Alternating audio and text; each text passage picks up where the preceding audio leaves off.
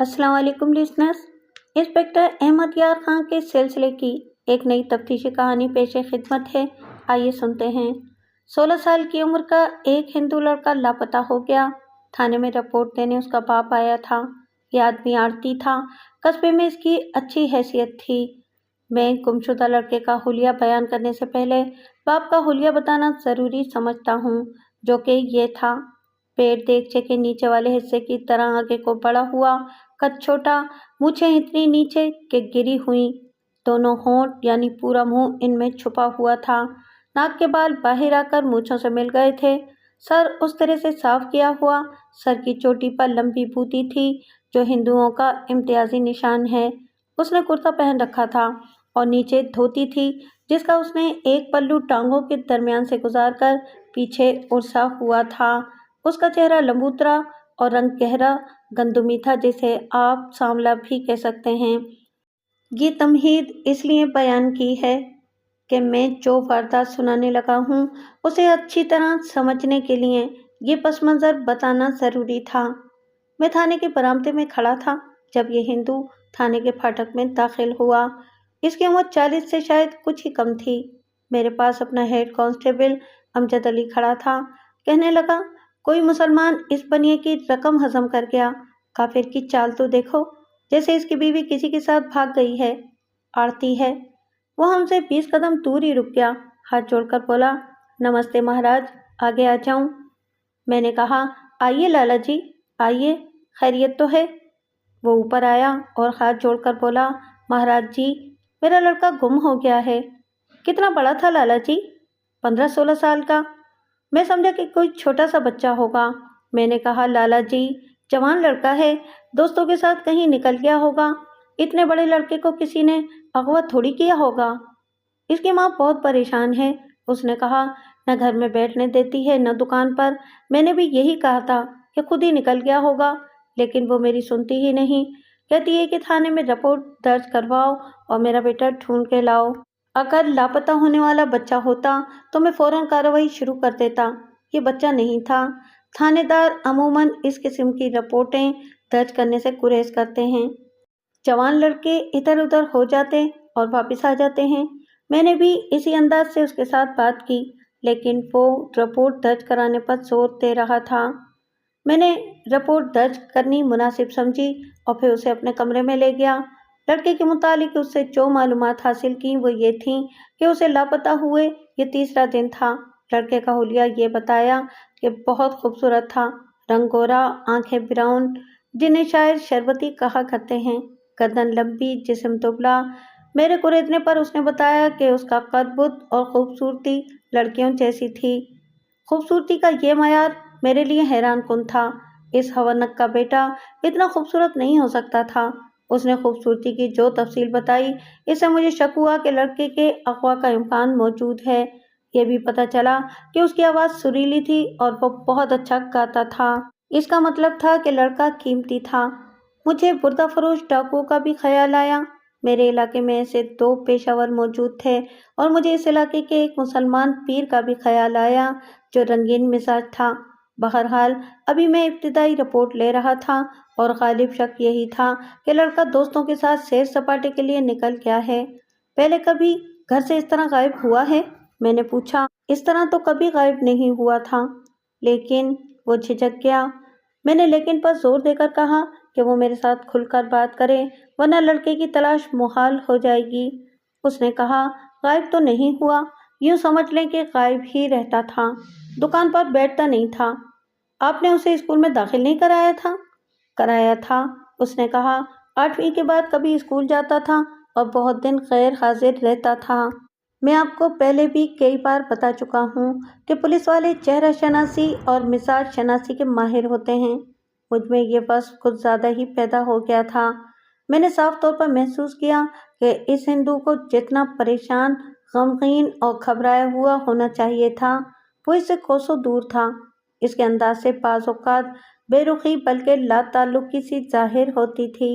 मैंने उसके इस रद्द अमल को ज़रा वाज़ेह करने के लिए मसनूई उदासी से कहा, लाला जी, इतना खूबसूरत बेटा लापता हो जाए तो बाप बेचारा तो जीते जी मर जाता है। हाँ महाराज जी, उसने अहमकों की तरह दांत निकाल कर और हंस कर कहा, बाप को बहुत दुख होता है।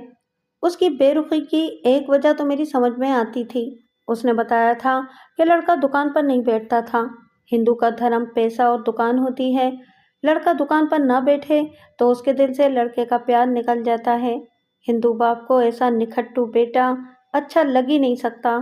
मैंने उसे कहा कि लड़के की आदतों और उसके दोस्तों के मुतालिक कुछ बताए।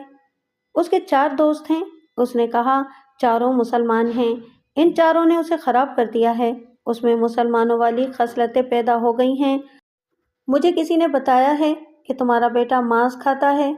मुसलमान लड़के उसे मांस खिलाते रहते हैं और वो कहीं न कहीं इकट्ठे होते और गाते बजाते हैं। आपने कहा था कि उसका कद-बुद और शक्ल सूरत लड़कियों जैसी है। घर में वो ज़नाना हरकतें करता होगा। राम राम राम, उसने दोनों हाथ कानों पर रखकर कहा, पक्का गुंडा है। सिर्फ माँ के आगे चुप रहता है। मेरे साथ तो इस तरह बात करता है जैसे मैं नहीं वो मेरा बाप है। मुसलमान लड़कों ने उसको अपने जैसा बना लिया है। बाहर किसी को ऊंची बात नहीं करने देता। उसने मेरे सामने बाजार में अपने से दुगने जिस्म के एक आदमी को उल्टा दिया था। महाराज जी, सच पूछे तो मैं इससे डरता था। ये गोश्त का असर है लाला जी, मैंने इसे छेड़ते हुए कहा। छी छी छी, उसने हिकारत से कहा, महापाप है महाराज जी। उसने अचानक हाथ जोड़ दिए और खिसियाना होकर बोला, नाराज न होना दरोगा महाराज, आप मुसलमान हैं, मैं अपने मज़हब की बात करता हूँ। मेरा कोई मज़हब नहीं लाला जी, मैंने कहा, मैं सिर्फ थानेदार हूँ। आप दिल की हर एक बात करें ताकि आपके बेटे को तलाश करने में मुझे आसानी हो। मुझे समझ नहीं आ रही थी कि उसकी इन बातों पर यकीन करूं या ना करूं कि लड़का हिंदू है, लड़कियों की डील डोल का और खूबसूरत है और वो इतना दिलेर भी है। मैं इस नतीजे पर पहुंचा कि लड़का इतना दिलेर नहीं हो सकता। ये लाला तो बहुत बुज़दिल है। मैंने उसके बाप से पूछा कि लड़के का उसके साथ और उसका लड़के के साथ सलूक कैसा है। उसने बताया कि 3-4 महीनों से उसके लड़के के साथ बोलचाल बंद थी। लड़का उसका कहा नहीं मानता था, बल्कि उसके हाथ से निकल गया था।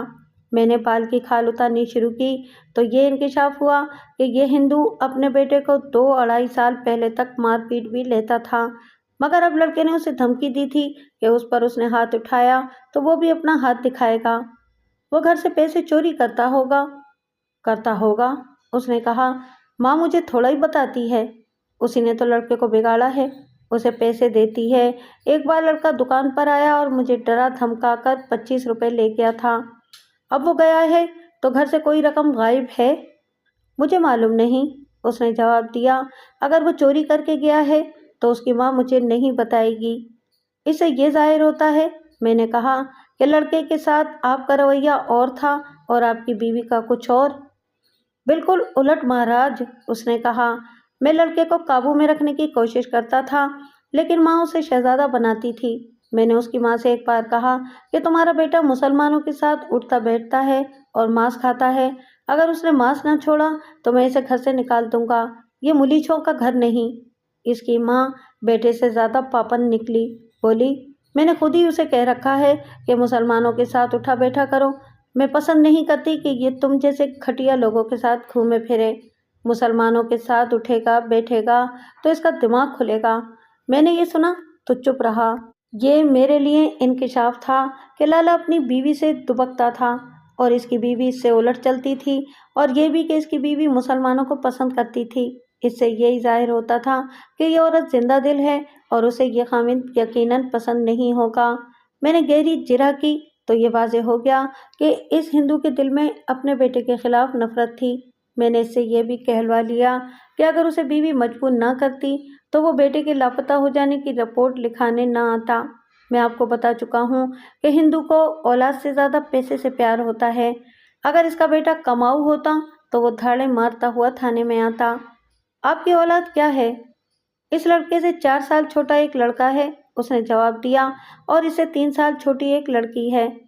इन्हें अपने काबू में रखना लाला जी, मैंने कहा। माँ इन्हें भी बिगाड़ देगी। इन्हें वो दूसरे तरीके से बिगाड़ रही है, उसने कहा। उनसे ज़रा भर प्यार नहीं करती और इन्हें मारती है। क्यों? वही जाने, उसने कहा। उसने सारा प्यार इस लड़के को दे दिया है। छोटों की तो वो दुश्मन है। मैं ही उनका ख्याल रखता हूँ। इस औरत पर छोड़ दूँ तो ये इन्हें जहर दे दे। یہ لڑکا خود ہی کہیں چلا گیا ہوگا، لیکن اس ملیچ عورت نے میرا جینا حرام کر دیا ہے۔ رات اس نے کھانا بھی نہیں پکایا، کہتی ہے کہ میرے بیٹے کو لے کے آؤ ورنہ گھر نہ آنا۔ یہ ان کا گھریلو اور ازدواجی مسئلہ تھا کہ بچوں کے متعلق ماں کا رویہ کیا اور باپ کا کیا ہے، لیکن میں نے ان کے اس اختلاف کو اہمیت دی۔ یہ واضح ہو چکا تھا کہ باپ کو لاپتہ لڑکے سے نفرت تھی اور ماں کو اس سے چھوٹوں سے نفرت تھی۔ لاپتہ لڑکا صرف یہ نہیں کہ دکان پر نہیں بیٹھتا تھا بلکہ باپ سے پیسے لے جاتا تھا۔ ان حقائق کی روشنی میں مجھے یہ شک ہونے لگا کہ اس آدمی نے کسی پیشہ ور مجرم کو اجرت دے کر لڑکے کو خود ہی غائب نہ کر دیا ہو۔ ہندو ہوتے تو بزدل ہیں لیکن جذبات سے بھی عاری ہوتے ہیں۔ یہ دونوں اوصاف مل کر انسان کو درندہ بنا دیتے ہیں۔ بہرحال میرے پاس ٹھوس اور مضبوط جواز آ گیا تھا کہ میں رپورٹ درج کر لوں۔ مجھے گڑبڑ نظر آنے لگی تھی۔ میرے سامنے 4 پہلو آئے۔ لڑکا گھر سے پیسے چرا کر کہیں چلا گیا ہے، لڑکے کو باپ نے غائب کرایا ہے، لڑکا زیادہ خوبصورت ہونے کی وجہ سے اغوا ہو گیا ہے۔ ایک امکان یہ بھی تھا کہ لڑکے کے ساتھ کسی مسلمان لڑکی کے تعلقات ہوں گے جو لڑکی کے لواحقین پر ظاہر ہو گئے ہوں گے اور انہوں نے لڑکے کو کہیں لے جا کر قتل کر دیا ہوگا۔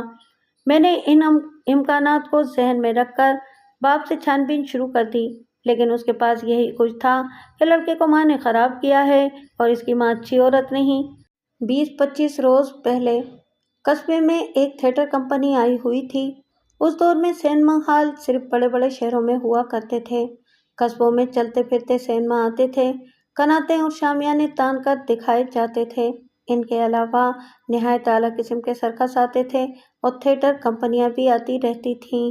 قصبے کے ساتھ میدان میں اونچی اونچی کناتیں اور ان پر شامیانے لگا لیے جاتے، چبوترا بنا کر اسٹیج بنائی جاتی اور پردوں کا نہایت اچھا انتظام ہوتا تھا۔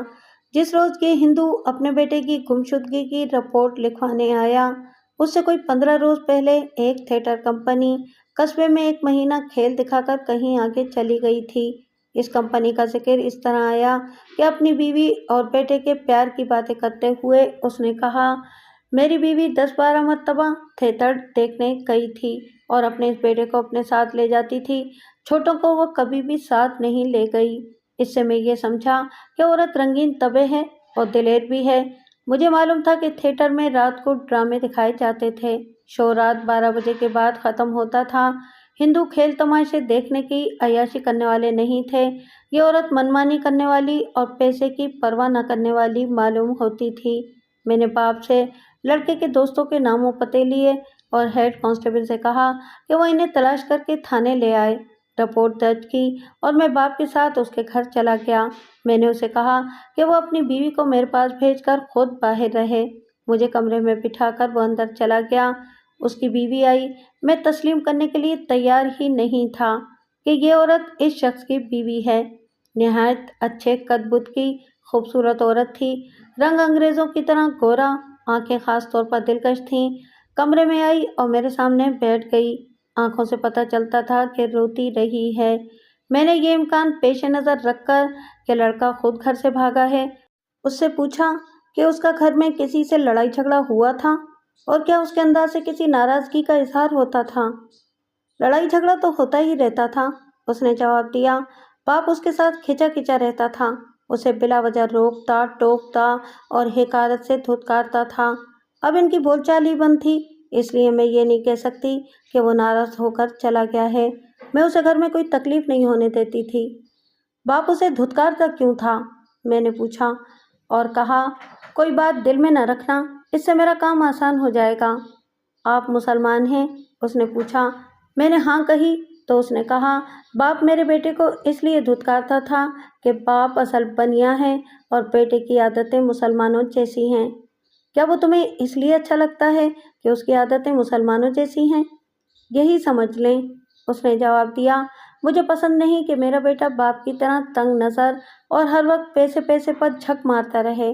باپ اسے دکان پر بٹھانا چاہتا تھا اور یہ بھی کہتا تھا کہ مسلمانوں کے ساتھ نہ اٹھا بیٹھا کرو۔ میرا بیٹا مسلمانوں کی دوستی پسند کرتا اور خوش رہتا تھا۔ میری خوشی اس کی خوشی میں ہے۔ اسی دوران اس کے چھوٹے بچے، ایک لڑکا عمر 11-12 سال اور ایک بچی عمر 8-9 سال، کمرے کے دروازے میں آ کر کھڑے ہو گئے۔ انہیں دیکھتے ہی میں جان گیا کہ یہ اسی کے بچے ہیں، لیکن یقین نہیں آتا تھا۔ وہ دونوں نقش و نگار کے لحاظ سے اپنے باپ پر گئے تھے، ان کے رنگ بھی سانولے تھے۔ میں نے اس سے پوچھا کہ یہ اس کے بچے ہیں؟ اس نے پہلے تو دونوں کو ڈانٹ کر وہاں سے بھگایا، پھر بے رخی سے جواب دیا کہ یہ اسی کے بچے ہیں۔ لالا جی بتاتے ہیں کہ آپ کا بڑا لڑکا بڑا خوبصورت تھا۔ میں نے کہا، بہت ہی خوبصورت۔ اس نے جذباتی لہجے میں جواب دیا، آپ اسے دیکھیں تو کہیں کہ اسے تو گرم ہوا بھی نہ لگے۔ اس کی عادتیں کیسی ہیں؟ خوش رہنے اور خوش رکھنے والا لڑکا ہے، اس نے جواب دیا۔ غصے میں آ جائے تو کسی کے ہاتھ نہیں آتا، کسی سے ڈرتا نہیں، لڑا کے مسلمانوں کی طرح دلیر اور بہادر ہے۔ مثلاً کیا بہادری کرتا تھا؟ میں نے پوچھا۔ باپ کا کہا نہیں مانتا تھا، باپ بات کرے تو اسے کھری کھری سنا دیتا تھا۔ یہ تو عادتوں سے ظاہر ہو جاتا ہے کہ فلاں انسان کیا کچھ کر سکتا ہے، اس نے کہا۔ وہ چونکہ بہت خوبصورت ہے اور لڑکیوں کی طرح لگتا ہے، اس لیے کوئی اسے چھیڑ دیتا ہے۔ اگر کوئی مذاق میں چھیڑے تو مذاق میں جواب دیتا ہے، اور اگر کوئی اسے پریشان کرنے کی کوشش کرے تو اس کی پٹائی کر دیتا ہے۔ مجھے اس کی 3 لڑائیاں معلوم ہیں، تینوں مسلمانوں کے ساتھ ہوئی تھیں۔ مجھے ہمیشہ اس کا غم لگا رہتا تھا، لیکن اس کے مسلمان دوست مجھے تسلی دیتے ہیں کہ یہ کسی سے مار نہیں کھاتا۔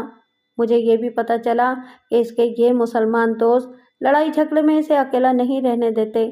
3-4 مہینے گزرے، وہ اس حالت میں گھر آیا کہ قمیض تھوڑی سی پھٹی ہوئی تھی اور ایک بازو سے خون بہہ رہا تھا۔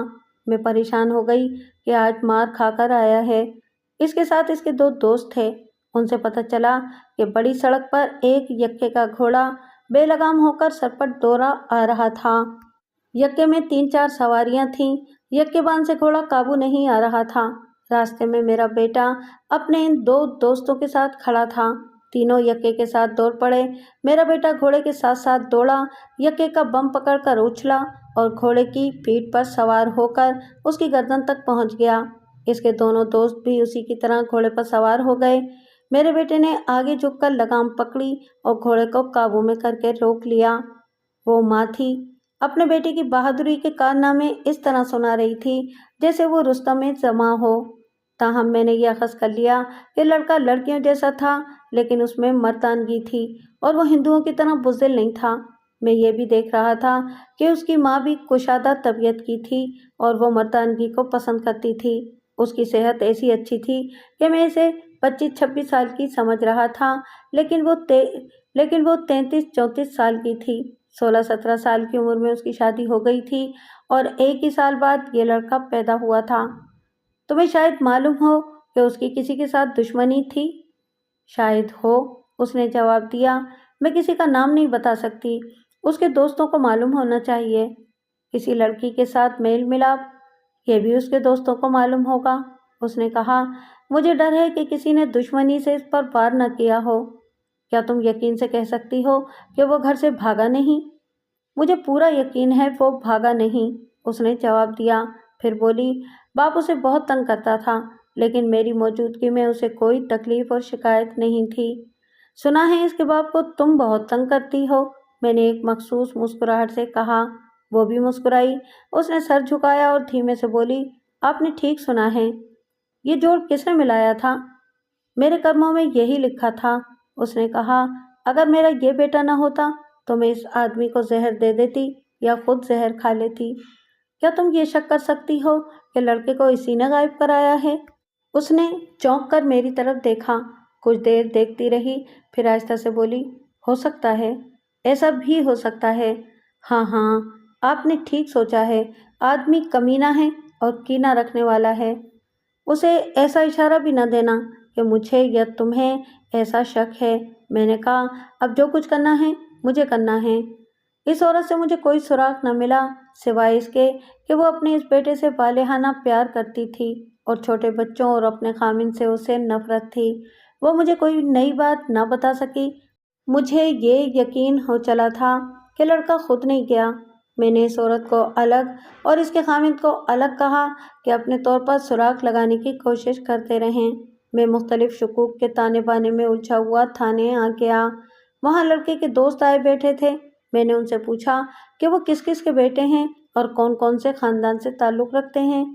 ان میں ایک امیر کبیر گھرانے کا نوجوان تھا باقی 3 متوسط طبقے کے تھے۔ میں نے انہیں اکیلے اکیلے اندر بلایا۔ ہر ایک نے ایک دوسرے کے بیان کی تائید کی۔ ان کے مطابق لڑکا خوبصورت گورے رنگ کا اور سریلی آواز والا تھا۔ انہوں نے اس کی مردانگی کی بھی تعریف کی اور یہ بھی بتایا کہ اسے اپنے باپ سے اتنی نفرت تھی کہ کہا کرتا تھا کہ ہو سکتا ہے میں اس بنیے کو قتل کر دوں۔ ہم اسے ٹھنڈا کیے رکھتے تھے کہ اسے سزائے موت ہو جائے گی یا وہ 20 سال کے لیے جیل خانے میں چلا جائے گا۔ اپنے باپ کے خلاف اسے سب سے بڑی شکایت کیا تھی؟ میں نے چاروں لڑکوں سے پوچھا۔ چاروں کا جواب ایک جیسا تھا۔ وہ اکثر کہا کرتا تھا، یہ شخص میری ماں کا نوکر کہلانے کے بھی قابل نہیں۔ وہ باپ کو پریشان کرنے کے لیے اسکول سے بھاگا اور اس نے دکان پر بیٹھنے سے بھی صاف انکار کر دیا ہے۔ کیا وہ واقعی گوشت کھاتا تھا؟ میں نے پوچھا۔ صرف بکرے کا ہی نہیں، انہوں نے جواب دیا، گائے کا بھی۔ ان میں جو لڑکا امیر گھرانے کا تھا وہ اپنے گھر میں گوشت پکوایا کرتا تھا۔ گائے کا گوشت اس ہندو لڑکے کو بھی دھوکے میں نہیں کھلایا گیا تھا۔ وہ گائے کے گوشت کی فرمائش کیا کرتا تھا۔ یہ چاروں نوجوان اس لڑکے سے 3-3 4-4 سال بڑے تھے۔ خوش طبع نوجوان تھے، مجھ سے ذرا بھی نہ ڈرے، نہ میں نے انہیں ڈرانے کی کوشش کی۔ بے تکلفی سے باتیں کرتے رہے۔ میں نے اسی بے تکلفی سے انہیں کہا، میں نے اس کی ماں دیکھی ہے اور باپ بھی دیکھا ہے۔ مجھے شک ہے کہ یہ لڑکا اگر ایسا ہی ہے جیسا کہ تم بتاتے ہو تو یہ اس باپ کا بیٹا نہیں، کسی مسلمان کا بیٹا معلوم ہوتا ہے۔ وہ چاروں سنجیدہ ہو گئے۔ ایک نے دوسرے سے کہا، کہو یار، ہم نے آپس میں 2-3 بار یہی بات نہیں کی کہ یہ لڑکا اس لالے کا نہیں لگتا؟ اس نے مجھ سے کہا، خدا کی قسم وہ نام کا ہندو ہے، اس کی ساری خصلتیں مسلمانوں جیسی ہیں۔ مجھے ایک بات سچ سچ بتا دو، میں نے دوستانہ لہجے میں کہا، اس کا کسی لڑکی کے ساتھ دوستانہ تھا؟ نہیں، انہوں نے متفقہ جواب دیا، ہم میں کوئی ایسی ویسی عادت نہیں، ہم تو سگریٹ تک نہیں پیتے۔ گانے بجانے کا شوق ہے جو کہیں بیٹھ کر پورا کر لیتے ہیں، لڑائی مار کٹائی بھی کر لیتے ہیں، لیکن ہمارے چال چلن کے خلاف کوئی بات نہیں کر سکتا۔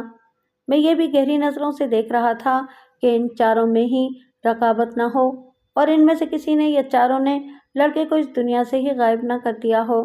مجھے ایسی کوئی بات نظر نہ آئی۔ جیسا کہ میں بتا چکا ہوں، وہ میرے ساتھ دوستوں کی طرح باتیں کر رہے تھے۔ میں نے ان سے یہ بھی پوچھا کہ اس کی کسی کے ساتھ دشمنی ہے؟ انہوں نے بتایا کہ انہی کی عمر کے 2 نوجوان اس لڑکے کے ساتھ دوستی کرنا چاہتے تھے، لیکن وہ آوارہ سے تھے، اس لیے اس لڑکے نے ان کی دوستی قبول نہیں کی تھی۔ میرے پوچھنے پر انہوں نے بتایا کہ یہ دونوں آدمی ایسے دلیر یا بدمعاش نہیں کہ انہوں نے لڑکے کو کہیں غائب کر دیا ہو۔ وہ تمہیں آخری بار کب ملا تھا؟ میں نے پوچھا۔ انہوں نے 3 روز پہلے کا دن بتایا۔ میرے سوال کا جواب دیتے ہوئے انہوں نے بتایا کہ اس کی کسی بات سے یہ شک نہیں ہوتا تھا کہ اس کا غائب ہونے کا ارادہ ہے۔ دوستی اتنی گہری تھی کہ وہ انہیں بتائے بغیر جا نہیں سکتا تھا۔ اس نے اگلے روز ملنے کا وعدہ بھی کیا تھا۔ اگلے روز شام کے وقت اس کے باپ نے ان سے اس کے متعلق پوچھا، پھر اس کی ماں نے ان میں سے 2 لڑکوں کے گھر جا کر پوچھا، تب انہیں پتہ چلا کہ وہ رات کو غائب ہو گیا تھا، یعنی صبح وہ اپنے بستر پر نہیں تھا۔ باپ نے کس لہجے میں پوچھا تھا؟ اس نے کہا تھا، اوئے وہ لفنگا کہاں ہے؟ اس کی ماں کو بتاؤ سالا ڈوب کر مر گیا ہے۔ اس کے لہجے میں طنز تھی، جیسے اسے پرواہ ہی نہیں تھی کہ وہ گھر میں ہے یا غائب ہے۔ اور ماں کا رویہ کیسا تھا؟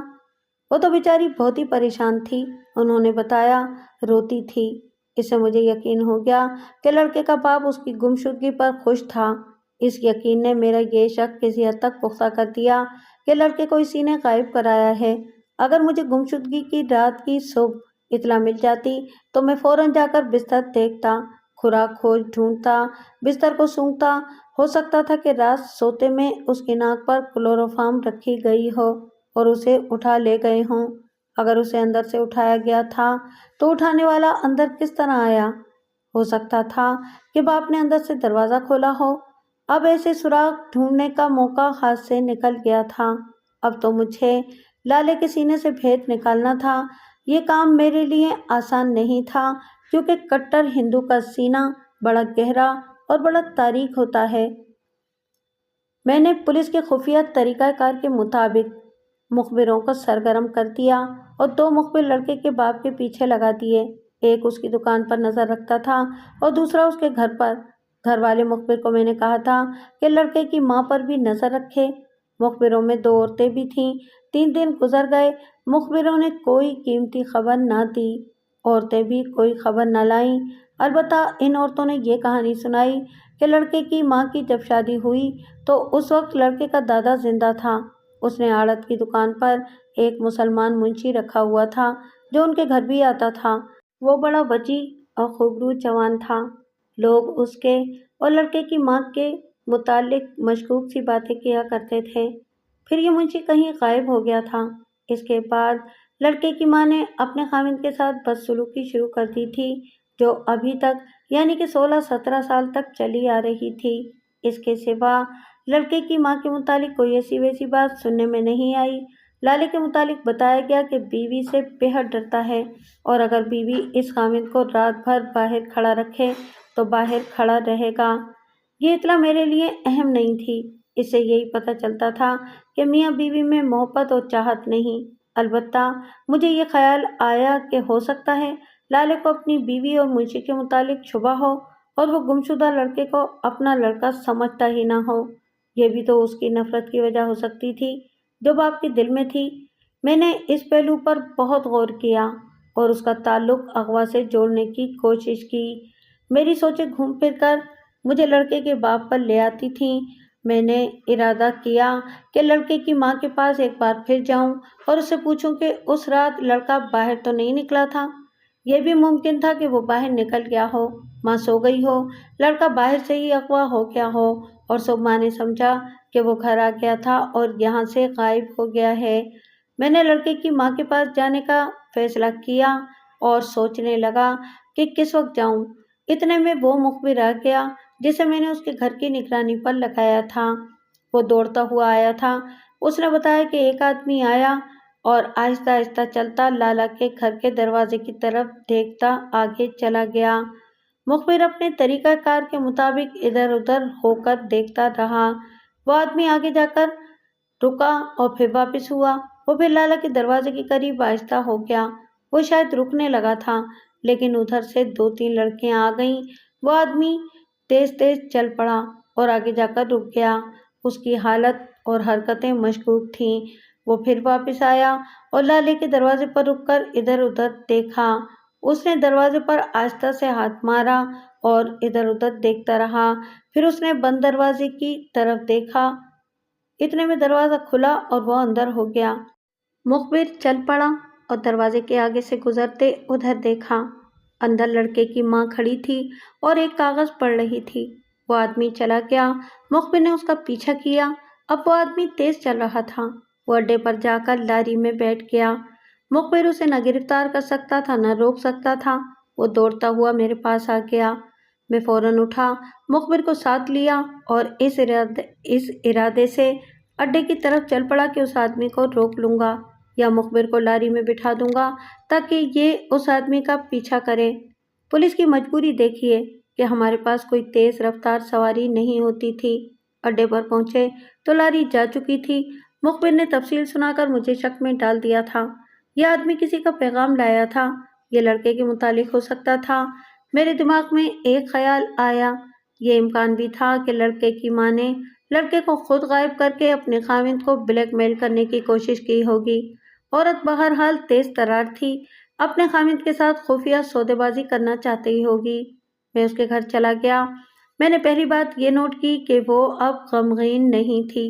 نہایت شگفتہ طریقے سے اس نے میرا استقبال کیا اور ہنستی مسکراتی باتیں کرنے لگی۔ مجھے کچھ ایسا اطمینان ہونے لگا جیسے وہ کہے گی کہ لڑکا مل گیا ہے، مگر اس نے کوئی ایسی خوشخبری نہ سنائی بلکہ مجھ سے پوچھا، اتنے دن گزر گئے ہیں، میرے بچے کا کچھ پتہ نہیں چلا؟ میں بجھ گیا۔ میرا اطمینان ختم ہو گیا۔ میں نے اسے تسلی دی اور اپنے سوالوں کا سلسلہ شروع کر دیا۔ مثلاً وہ کہاں سویا تھا، اس رات باہر نکلا تھا، وغیرہ وغیرہ۔ میں اس دوران اس کے ساتھ بے تکلفی کی باتیں بھی کرتا رہا۔ میں نے اسی بے تکلفی میں اس سے پوچھا، آج رکا کہاں سے آیا تھا؟ وہ آدمی کون تھا؟ اس کا رنگ لاش کی طرح سفید ہو گیا، آنکھیں کھل گئیں، شگفتگی ختم ہو گئی۔ اس رد عمل کے بعد مجھے کسی جواب کی ضرورت نہیں تھی۔ اس نے دھیمی سی آواز سے کہا، مجھے کوئی رکا نہیں ملا۔ یہاں کوئی آدمی نہیں آیا تھا۔ آپ کو کس نے بتایا ہے؟ شاید دکان سے کوئی آدمی آیا ہوگا، میں نے کہا۔ لالا جی نے کوئی پیغام بھیجا ہوگا؟ ہاں ہاں، اس نے چمک کر کہا، انہوں نے اپنا آدمی بھیجا تھا کہ وہ رات کو دیر سے آئیں گے۔ تم تو ڈر ہی گئی تھی، میں نے کہا۔ پولیس سے مجھے بہت ڈر آتا ہے۔ وہ پھر شگفتہ ہو گئی۔ میں وہاں سے کوئی اور ہی شک لے کر نکلا۔ جو کچھ تھا وہ میاں بیوی کے درمیان تھا۔ مجھے اس سے کوئی واسطہ نہیں ہونا چاہیے تھا، مگر میں رپورٹ درج کر کے پھنس گیا تھا۔ مجھے پوری تفتیش اور کارروائی کرنی تھی۔ میں نے ذاتی طور پر محسوس کیا کہ واردات دلچسپ ہے۔ میں لالے کی دکان پر چلا گیا۔ لالا جس طرح مجھے دیکھ کر اٹھا، میں نے اسے الگ لے جا کر پوچھا، آپ نے گھر کسی کے ہاتھ یہ رکا لکھ کر بھیجا ہے؟ کیا آپ رات دیر سے گھر جائیں گے؟ نہیں تو، اس نے جواب دیا۔ کیا بات ہے؟ کچھ بھی نہیں، میں نے کہا۔ میں آپ کی بیوی سے 2-4 باتیں پوچھنے آپ کے گھر گیا تھا۔ آپ کے متعلق پوچھا تو پتہ چلا کہ آپ دیر سے گھر آئیں گے۔ گھبرانے کی تو کوئی بات نہیں۔ آپ نے رکے کا ذکر کیا تھا، اس نے کہا۔ میں نے زبانی بھی کوئی پیغام نہیں بھیجا اور رکا بھی نہیں بھیجا۔ شام ہو رہی ہے، میں گھر جا رہا ہوں۔ جانے دو لالا جی، میں نے کہا، میں بھی گھر جا رہا ہوں۔ میں تھانے چلا گیا۔ میرے ذہن پر یہ رکا اور وہ آدمی سوار تھا۔ مجھے یہ خیال بھی آیا کہ اس عورت کو اپنے خاوند سے نفرت ہے، اس نے کسی اور سے دوستانہ گانٹھ رکھا ہوگا، یہ اس آدمی کا رکا ہوگا۔ تھانے میں 2 نئے کیس آ گئے تھے، میں ان میں مصروف ہو گیا۔ 2 دن اور گزر گئے۔ دوپہر کا وقت تھا۔ لالا میرے دفتر میں داخل ہوا۔ بری طرح گھبرایا ہوا تھا۔ اس کے ہاتھ کانپ رہے تھے، منہ سے بات نہیں نکل رہی تھی۔ کانپتی ہوئی آواز میں بولا، داروغہ جی مہاراج، مجھے بچاؤ، میں تباہ ہو گیا۔ اس نے کرتے کی جیب میں ہاتھ ڈالا اور ایک کاغذ نکال کر میرے آگے رکھ دیا۔ میں نے کھولا تو یہ ہندی میں لکھا ہوا تھا۔ مجھے ہندی آتی نہیں تھی، اس لیے میں نے اپنے منشی کو بلایا اور کہا کہ یہ پڑھ کر مجھے سنائے۔ اس نے پڑھا، اپنے بیٹے کی زندگی چاہتے ہو تو 5,000 روپیہ ادا کر دو۔ میرا ایک آدمی تمہارے پاس آئے گا، خاموشی سے اسے 5,000 روپیہ دے دینا۔ اگر تم نے میرے آدمی کو پکڑوا دیا تو تمہیں قتل کر دیا جائے گا۔ اگر تم نے 5,000 روپیہ نہ دیا تو تمہیں بیٹے کی لاش ملے گی۔ اس کے بیان کے مطابق ایک آدمی آیا اور اس کے آگے یہ کاغذ پھینک کر چلا گیا۔ کسی کا نام نہیں لکھا تھا۔ ڈاک سے آتا تو لفافے پر اس جگہ کی مہر ہوتی جہاں سے پوسٹ کیا جاتا۔ رکا دستی آیا تھا۔ مجھے فوراً خیال آیا کہ لڑکے کی ماں کو بھی رکا ملا ہے۔ کیا اس میں بھی یہی مطالبہ اور یہی دھمکی ہوگی؟ مگر وہ تو خوش تھی۔ شاید اس وجہ سے خوش ہو کہ 5,000 روپے ادا کر کے اپنے بیٹے کو چھڑا لے گی، مگر اس نے اپنے خامد سے اس کا ذکر نہیں کیا تھا۔ وہ شاید چوری چھپے رقم دینا چاہتی ہوگی تاکہ پولیس کو اطلاع نہ مل جائے۔ آپ یہ رقم ادا کرنا چاہتے ہیں؟ میں نے پوچھا۔ میں کیوں ادا کروں جی؟ اس نے جواب دیا، یہ لڑکا تو 5 پیسے کا نہیں، میں 5,000 روپیہ کیوں دوں؟ اس سے پہلے بیوی نے آپ کو کچھ بتایا تھا کہ کسی نے یہ مطالبہ کیا ہے؟ میں نے پوچھا۔ اس کے ساتھ تو میں بولتا ہی نہیں، لالے نے جواب دیا۔ ذرا سوچ کر وہ ہڑبڑا کر بولا، ہو سکتا ہے کہ اسے بھی ایسا رکا ملا ہو۔ اس نے گھر میں بہت رقم رکھی ہوئی ہے، اس کے پاس خالص سونے کے زیورات ہیں، وہ ملیچ رقم ادا کر دے گی، وہ میری کمائی میں پانی ڈالے گی، میں اسے روک دوں گا۔ یہ کہہ کر وہ بجھ گیا اور ہاتھ جوڑ کر بولا، مہاراج جی، اسے آپ روکیں، میری رقم برباد نہ کریں۔ دیکھو لالا جی، میں نے اسے کہا، آپ دکان پر جا بیٹھیں، میں آپ کو ایک آدمی دکھا دوں گا، وہ ہر وقت آپ کی دکان کے ارد گرد گھومتا پھرتا رہے گا۔ جو آدمی آپ سے رقم لینے آئے گا وہ آپ کو للکارے گا نہیں، دکان میں آ کر آپ کے سامنے کھڑا ہو جائے گا، آہستہ سے بات کرے گا، اگر اسے موقع ملا تو چاقو یا پستول دکھائے گا۔ اگر ایسا ہوا تو میرا آدمی وہاں موجود ہوگا، آپ اس کی طرف دیکھ کر اپنا بایاں ہاتھ اپنی پگڑی کے اوپر اس طرح رکھیں جیسے آپ پگڑی ٹھیک کر رہے ہیں، میرا آدمی اس اشارے پر پہنچ جائے گا، وہاں میرا اور انتظام بھی ہوگا۔ یہ خیال رکھنا کہ اس آدمی کو جو رقم لینے آئے گا دیکھ کر بھاگنے کی یا شور شرابہ کرنے کی کوشش نہ کرنا، ورنہ مارے جاؤ گے۔ میں اسے ہدایات دیتا رہا اور اس کا رنگ اڑتا گیا، وہ صرف رویا نہیں، باقی کوئی کسر رہ نہیں گئی تھی۔ مجھے یہ اطمینان ہو گیا کہ لڑکے کا یہ سراغ مل گیا ہے کہ وہ پیشہ ور مجرموں کے پاس ہے۔ میرے دل سے یہ شکوک نکل گئے کہ اسے باپ نے یا ماں نے کسی غرض سے غائب کرایا ہے یا کسی دوست نے کسی وجہ سے اسے انتقامی اقدام کا نشانہ بنایا ہے۔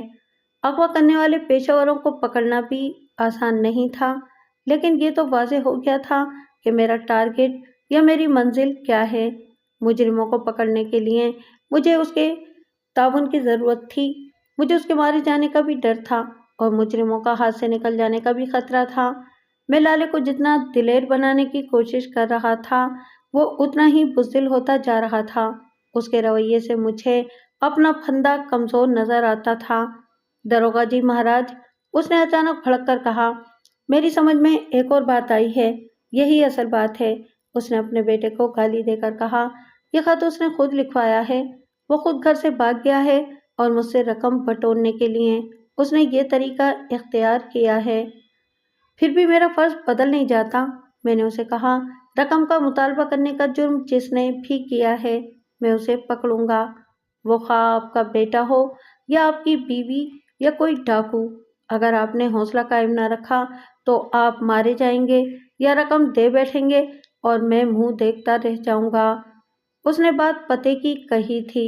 جیسا کہ مجھے بتایا گیا تھا کہ لڑکا دلیر ہے اور غنڈہ گردی بھی کرتا ہے، یہ مانا جا سکتا تھا کہ رقم کا مطالبہ اسی نے کیا ہو۔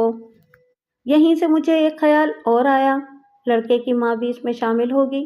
میرے ذہن میں وہ رکا تھا جو وہ پراسرار آدمی اس عورت کو دے گیا تھا۔ اس رکے کے متعلق اس نے جھوٹ بھی بولا تھا۔ اس عورت کو بھی گھیرنے کی ضرورت تھی، لیکن مجرم خواہ کوئی بھی تھا، اس نے رقم کا مطالبہ کر کے خود ہی پھنسنے کا انتظام کر دیا تھا۔ میں اب اسی پھندے کو مضبوط کرنا چاہتا تھا۔ اس کے لیے میں نے سوچا کہ لڑکے کی ماں کو نہ چھیڑا جائے تاکہ اسے شک نہ ہو کہ اس پر شک کیا جا رہا ہے۔ میں نے لالے کو ہر طرح کی ہدایات دے کر اور اس کے حوصلے کو مضبوط کر کے بھیج دیا، لیکن وہ پہلے سے بھی زیادہ کانپ رہا تھا۔ میں نے ایک مخبر کو چھابڑی والا بنا کر آڑت منڈی میں لالے کی دکان کے بالمقابل بیٹھنے کو کہا۔ 3 اور آدمی اس کے قریب گھومنے پھرنے کے لیے بھیج دیے۔ چھابڑی والے سے کہا کہ وہ خود ہی لالا سے اپنا تعارف کرا دے اور اسے پگڑی پر بایاں ہاتھ رکھنے کا اشارہ سمجھا دے۔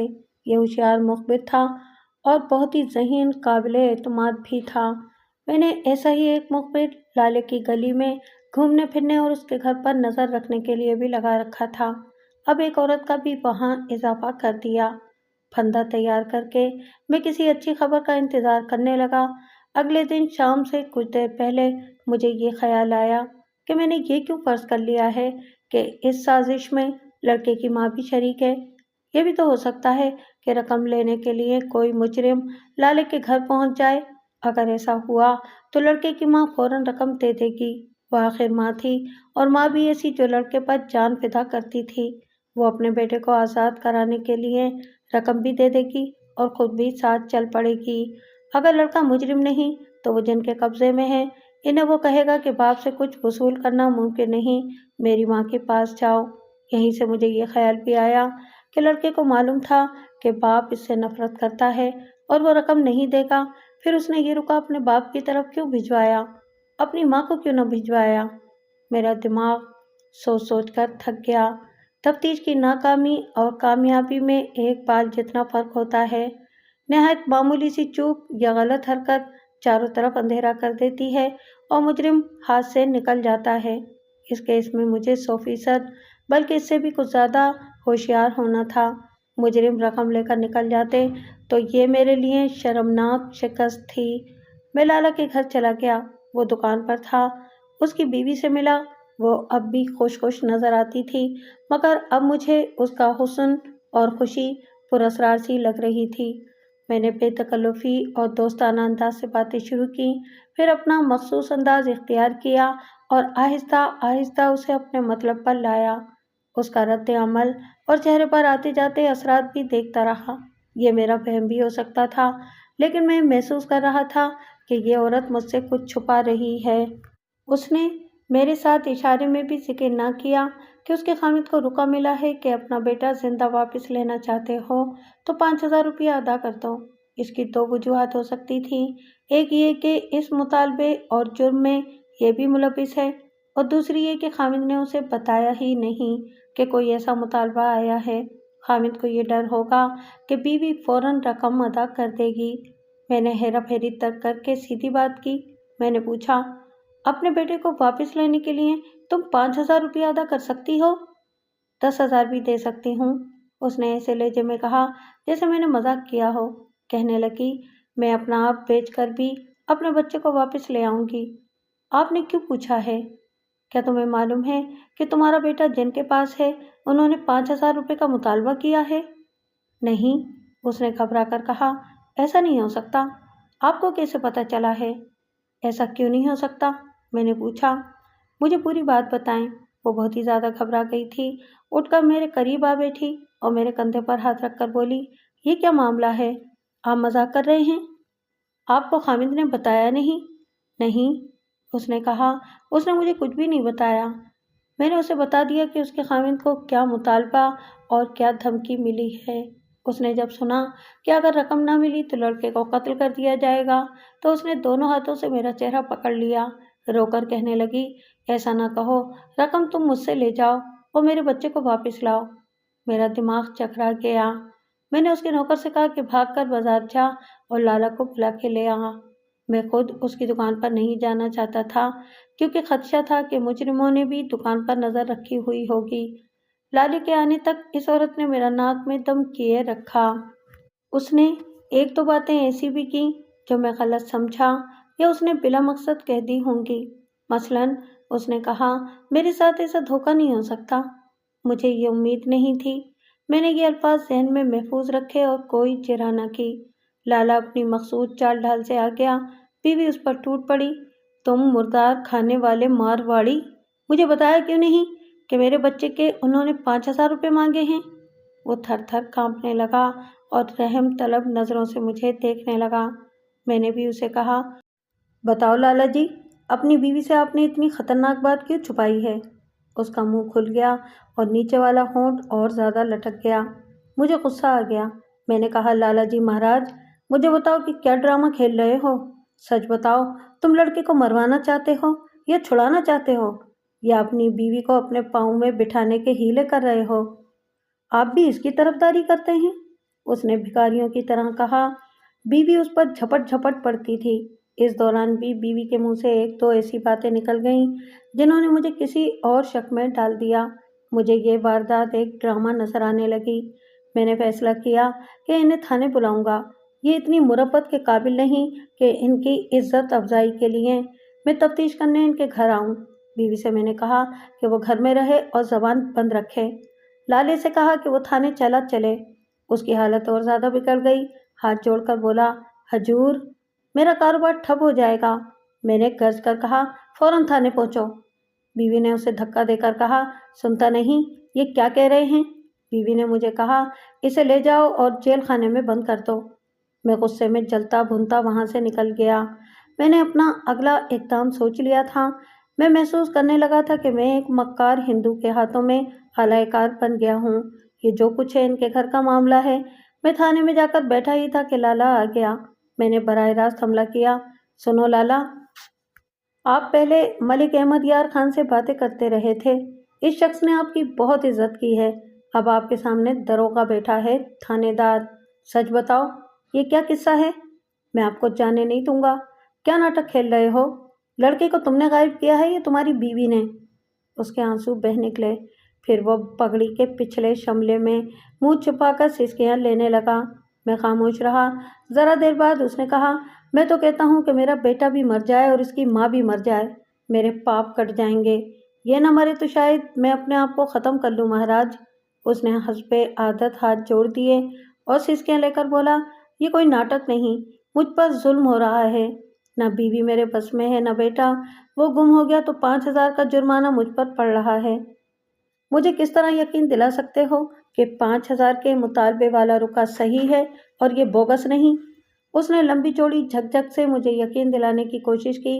میں دراصل اسے اس بات پر لانا چاہتا تھا کہ وہ لڑکے کی گمشدگی کی رپورٹ واپس لے لے اور یہ لکھ دے کہ لڑکا واپس آ گیا ہے۔ میں خطرہ مول لے رہا تھا، یہ بھی ہو سکتا تھا کہ وہ لکھ دیتا اور 2-4 روز بعد لڑکا کہیں اور قتل ہو جاتا۔ اس صورت میں یہ ذمہ داری مجھ پر عائد ہونی تھی کہ میں نے تفتیش گول کر دی تھی، ورنہ لڑکا قتل نہ ہوتا۔ یہ ہندو قوم مجھے پھانسی کے تختے پر کھڑا کر دیتی۔ میں چکر میں آ گیا تھا۔ بڑی ہی پیچیدہ صورتحال تھی۔ میں نے یہ یقین کر لیا کہ لالا غلط نہیں کہہ رہا۔ میں نے یہ فیصلہ کیا کہ 2-3 روز مخبروں کی آنکھوں سے دیکھوں کہ ہو کیا رہا ہے۔ لالے کو میں نے تسلیاں اور دھمکیاں دے کر رخصت کر دیا۔ مخبروں کو نئے احکام اور نئے ٹارگٹ دیے۔ اگلی صبح سورج کچھ اوپر آ گیا تھا۔ لالا پہلے سے بھی بری حالت میں تھانے میں آیا۔ اس سے چلا بھی نہیں جاتا تھا۔ میرے کمرے میں آ کر کرسی پر گر پڑا۔ اس کے منہ سے نکلا، وہ بھی گئی۔ کون؟ میری بیوی۔ کہاں گئی؟ بس چلی گئی، اس نے کہا۔ میں صبح اٹھا، دیکھا وہ بستر پر نہیں تھی۔ اتنی سویرے جب ابھی اندھیرا تھا، وہ کسی کے گھر تو جا نہیں سکتی تھی۔ پھر سورج نکل آیا، وہ واپس نہیں آئی۔ میں نے اس کا ٹرنک دیکھا، اس کا تالا کھلا ہوا تھا۔ مجھے معلوم تھا کہ پیسے اور زیورات وہ اسی میں رکھتی ہے۔ میں نے ٹرنک خالی کر کے دیکھا، 1 پیسہ نہیں تھا، زیورات بھی نہیں تھے۔ میں سمجھ گیا وہ چلی گئی ہے اور اب نہیں آئے گی۔ کہاں گئی ہوگی؟ میں نے پوچھا۔ اسی کے پاس، اس نے جواب دیا۔ اپنے بیٹے کے پاس؟ نہیں جی، اس نے کہا، اپنے بیٹے کے باپ کے پاس۔ اس نے یہ کہہ کر مجھے سر سے پاؤں تک ہلا دیا۔ میں اس لڑکے کا باپ نہیں ہوں۔ وہ اس کے پہلے خاوند کا بیٹا ہے؟ نہیں داروغہ جی، اس نے ہارے ہوئے لہجے میں کہا۔ میں یہ قصہ شروع سے سناتا ہوں، اب وہ چلی گئی ہے تو میں یہ قصہ سنا سکتا ہوں، آپ تسلی سے سن لیں۔ اس نے جو قصہ سنایا وہ انسان کی فطرت کے ہی ایک پہلو کی تصویر پیش کرتا ہے جو میرے لیے اور کسی بھی تھانے دار کے لیے حیران کن نہیں، شاید آپ کے لیے عجیب و غریب ہو۔ میں اسی ہندو کی زبان سے سناتا ہوں۔ الفاظ میں کچھ رد و بدل ضرور ہوگا کیونکہ بہت پرانی بات ہے، واقعات صحیح ہیں۔ وہ جب مجھے یہ داستان سنا رہا تھا تو میں محسوس کر رہا تھا کہ لالا کی سب چالاکیاں اور مکاریاں جواب دے گئی ہیں۔ اس نے بتایا، آڑت کی یہ دکان میرا باپ چلاتا تھا۔ میں 14 سال کی عمر میں دکان پر بیٹھ گیا تھا اور 2 سال میں کاروبار سنبھال لیا تھا۔ میری عمر شاید 17-18 سال ہو گئی تھی جب میرے باپ نے ایک مسلمان منشی رکھ لیا۔ اس کی عمر 23-24 سال تھی۔ وہ بہت ہی خوبصورت جوان تھا، قد بت اچھا اور مضبوط، شکل اور رنگ بہت دلکش۔ اس کا دماغ بہت تیز تھا اور وہ لڑائی بھڑائی بھی کر لیتا تھا۔ آپ جانتے ہیں کہ ہم لوگ زبان کے ہیر پھیر سے کاروبار کرتے ہیں، کسی کے ساتھ لڑائی جھگڑا نہیں کرتے۔ کوئی ناراض ہو جائے تو ہاتھ جوڑ کر اسے راضی کر لیتے ہیں، لیکن کاروبار میں ایسے لوگوں سے بھی واسطہ پڑ جاتا ہے جو لٹھ بازی یا دھینگا مشتی کے عادی ہوتے ہیں۔ ایسے لوگوں کے لیے ہم دکانوں پر بوریاں ادھر ادھر کرنے کے لیے ایسے مزدور رکھتے ہیں جو ضرورت پڑے تو ہمیں بچا لیتے ہیں اور ضرورت پڑے تو لڑ لیتے ہیں۔ ان کے علاوہ ہم ہمیشہ مسلمان منشی رکھتے ہیں۔ مسلمان ذرا دلیر ہوتے ہیں، یہ لوگ پھنسی ہوئی رقمیں نکال لاتے ہیں اور دکان پر کوئی آ کر ہلہ گلا کرے تو اسے بھی سنبھال لیتے ہیں۔ ظاہری طور پر وہ حساب کتاب کا کام کرتے ہیں۔ میرے باپ نے جو مسلمان منشی رکھا تھا اس میں یہ سارے وصف موجود تھے، بلکہ وہ ہماری ضرورت سے ہی زیادہ ہوشیار تھا۔ اس میں 2 خوبیاں اور بھی تھیں، بہت اچھا گاتا تھا اور ہر بات لطیفے کے رنگ میں کرتا تھا۔ ہر کسی کا دل چاہتا تھا کہ اس کی باتیں سنے۔ وہ خوش طبیعت انسان تھا، لیکن اس سے کوئی لڑائی مول لے بیٹھے تو اس کی ہڈی پسلی ایک کر دیتا تھا۔ میرے باپ نے گھر کے انتظام بھی اسی کے حوالے کر دیے تھے۔ میں اپنے باپ کا اکیلا لڑکا تھا۔ میں دکان میں رہتا تھا۔ 2 بڑی بہنیں تھیں، دونوں کی شادیاں ہو گئی تھیں۔ گھر میں اکیلی ماتا جی ہوتی تھیں۔ باپ کاروبار میں لگا رہتا تھا، گھر کے سلسلے میں بھی منشی ہی چلاتا تھا۔ وہ مجھ پر بھی روب کستا تھا، میں اس سے ڈرتا، بولتا نہیں تھا۔ ویسے یہ شخص مجھے بہت اچھا لگتا تھا۔ میں 22-23 سال کا ہو گیا تو میری ماں مر گئی، گھر میں کوئی عورت نہ رہی۔ میرے باپ نے ایک جگہ میری بات پکی کر دی اور فوراً ہی میری شادی ہو گئی۔ میرے سسرال والے دوسری جگہ کے رہنے والے تھے، انہوں نے اپنی لڑکی ہمارے کاروبار اور ہماری دولت کو دی تھی۔ ہمارا کاروبار بہت ہی اچھا تھا۔ میں آج سچی بات کہنے سے نہیں ڈروں گا، میں نے اپنی دلہن کو دیکھا تو میرے دل پر بوجھ پڑ گیا۔ وہ 16-17 سال کی لڑکی تھی اور بہت ہی خوبصورت۔ آپ نے اسے دیکھا ہے، 3 بچے پیدا ہوئے ہیں، ایک جوان بھی ہو گیا ہے، لیکن یہ عورت پہلے روز کی طرح تندرست اور جوان ہے۔ شادی کی پہلی ملاقات پر میں نے اسے دیکھا، پھر میں نے اپنے آپ کو دیکھا۔ میرا جسم اس وقت بھی ایسا ہی تھا، सारा दिन दुकान पर बैठ कर पेट जवानी में ही बढ़ाया था। दुल्हन दुबली पतली गोरी चिट्टी और हंसमुख थी। मैंने ये भी सोचा कि मेरा बाप उसे घर के कामकाज और चूल्हे चौके के लिए लाया है। ये बुर्ज खाने में बैठी तो मेली हो ही जाएगी। मैं तो पहले रोज ही उसका गुलाम हो गया। मुसलमान मुंशी हमारे घर आता जाता था।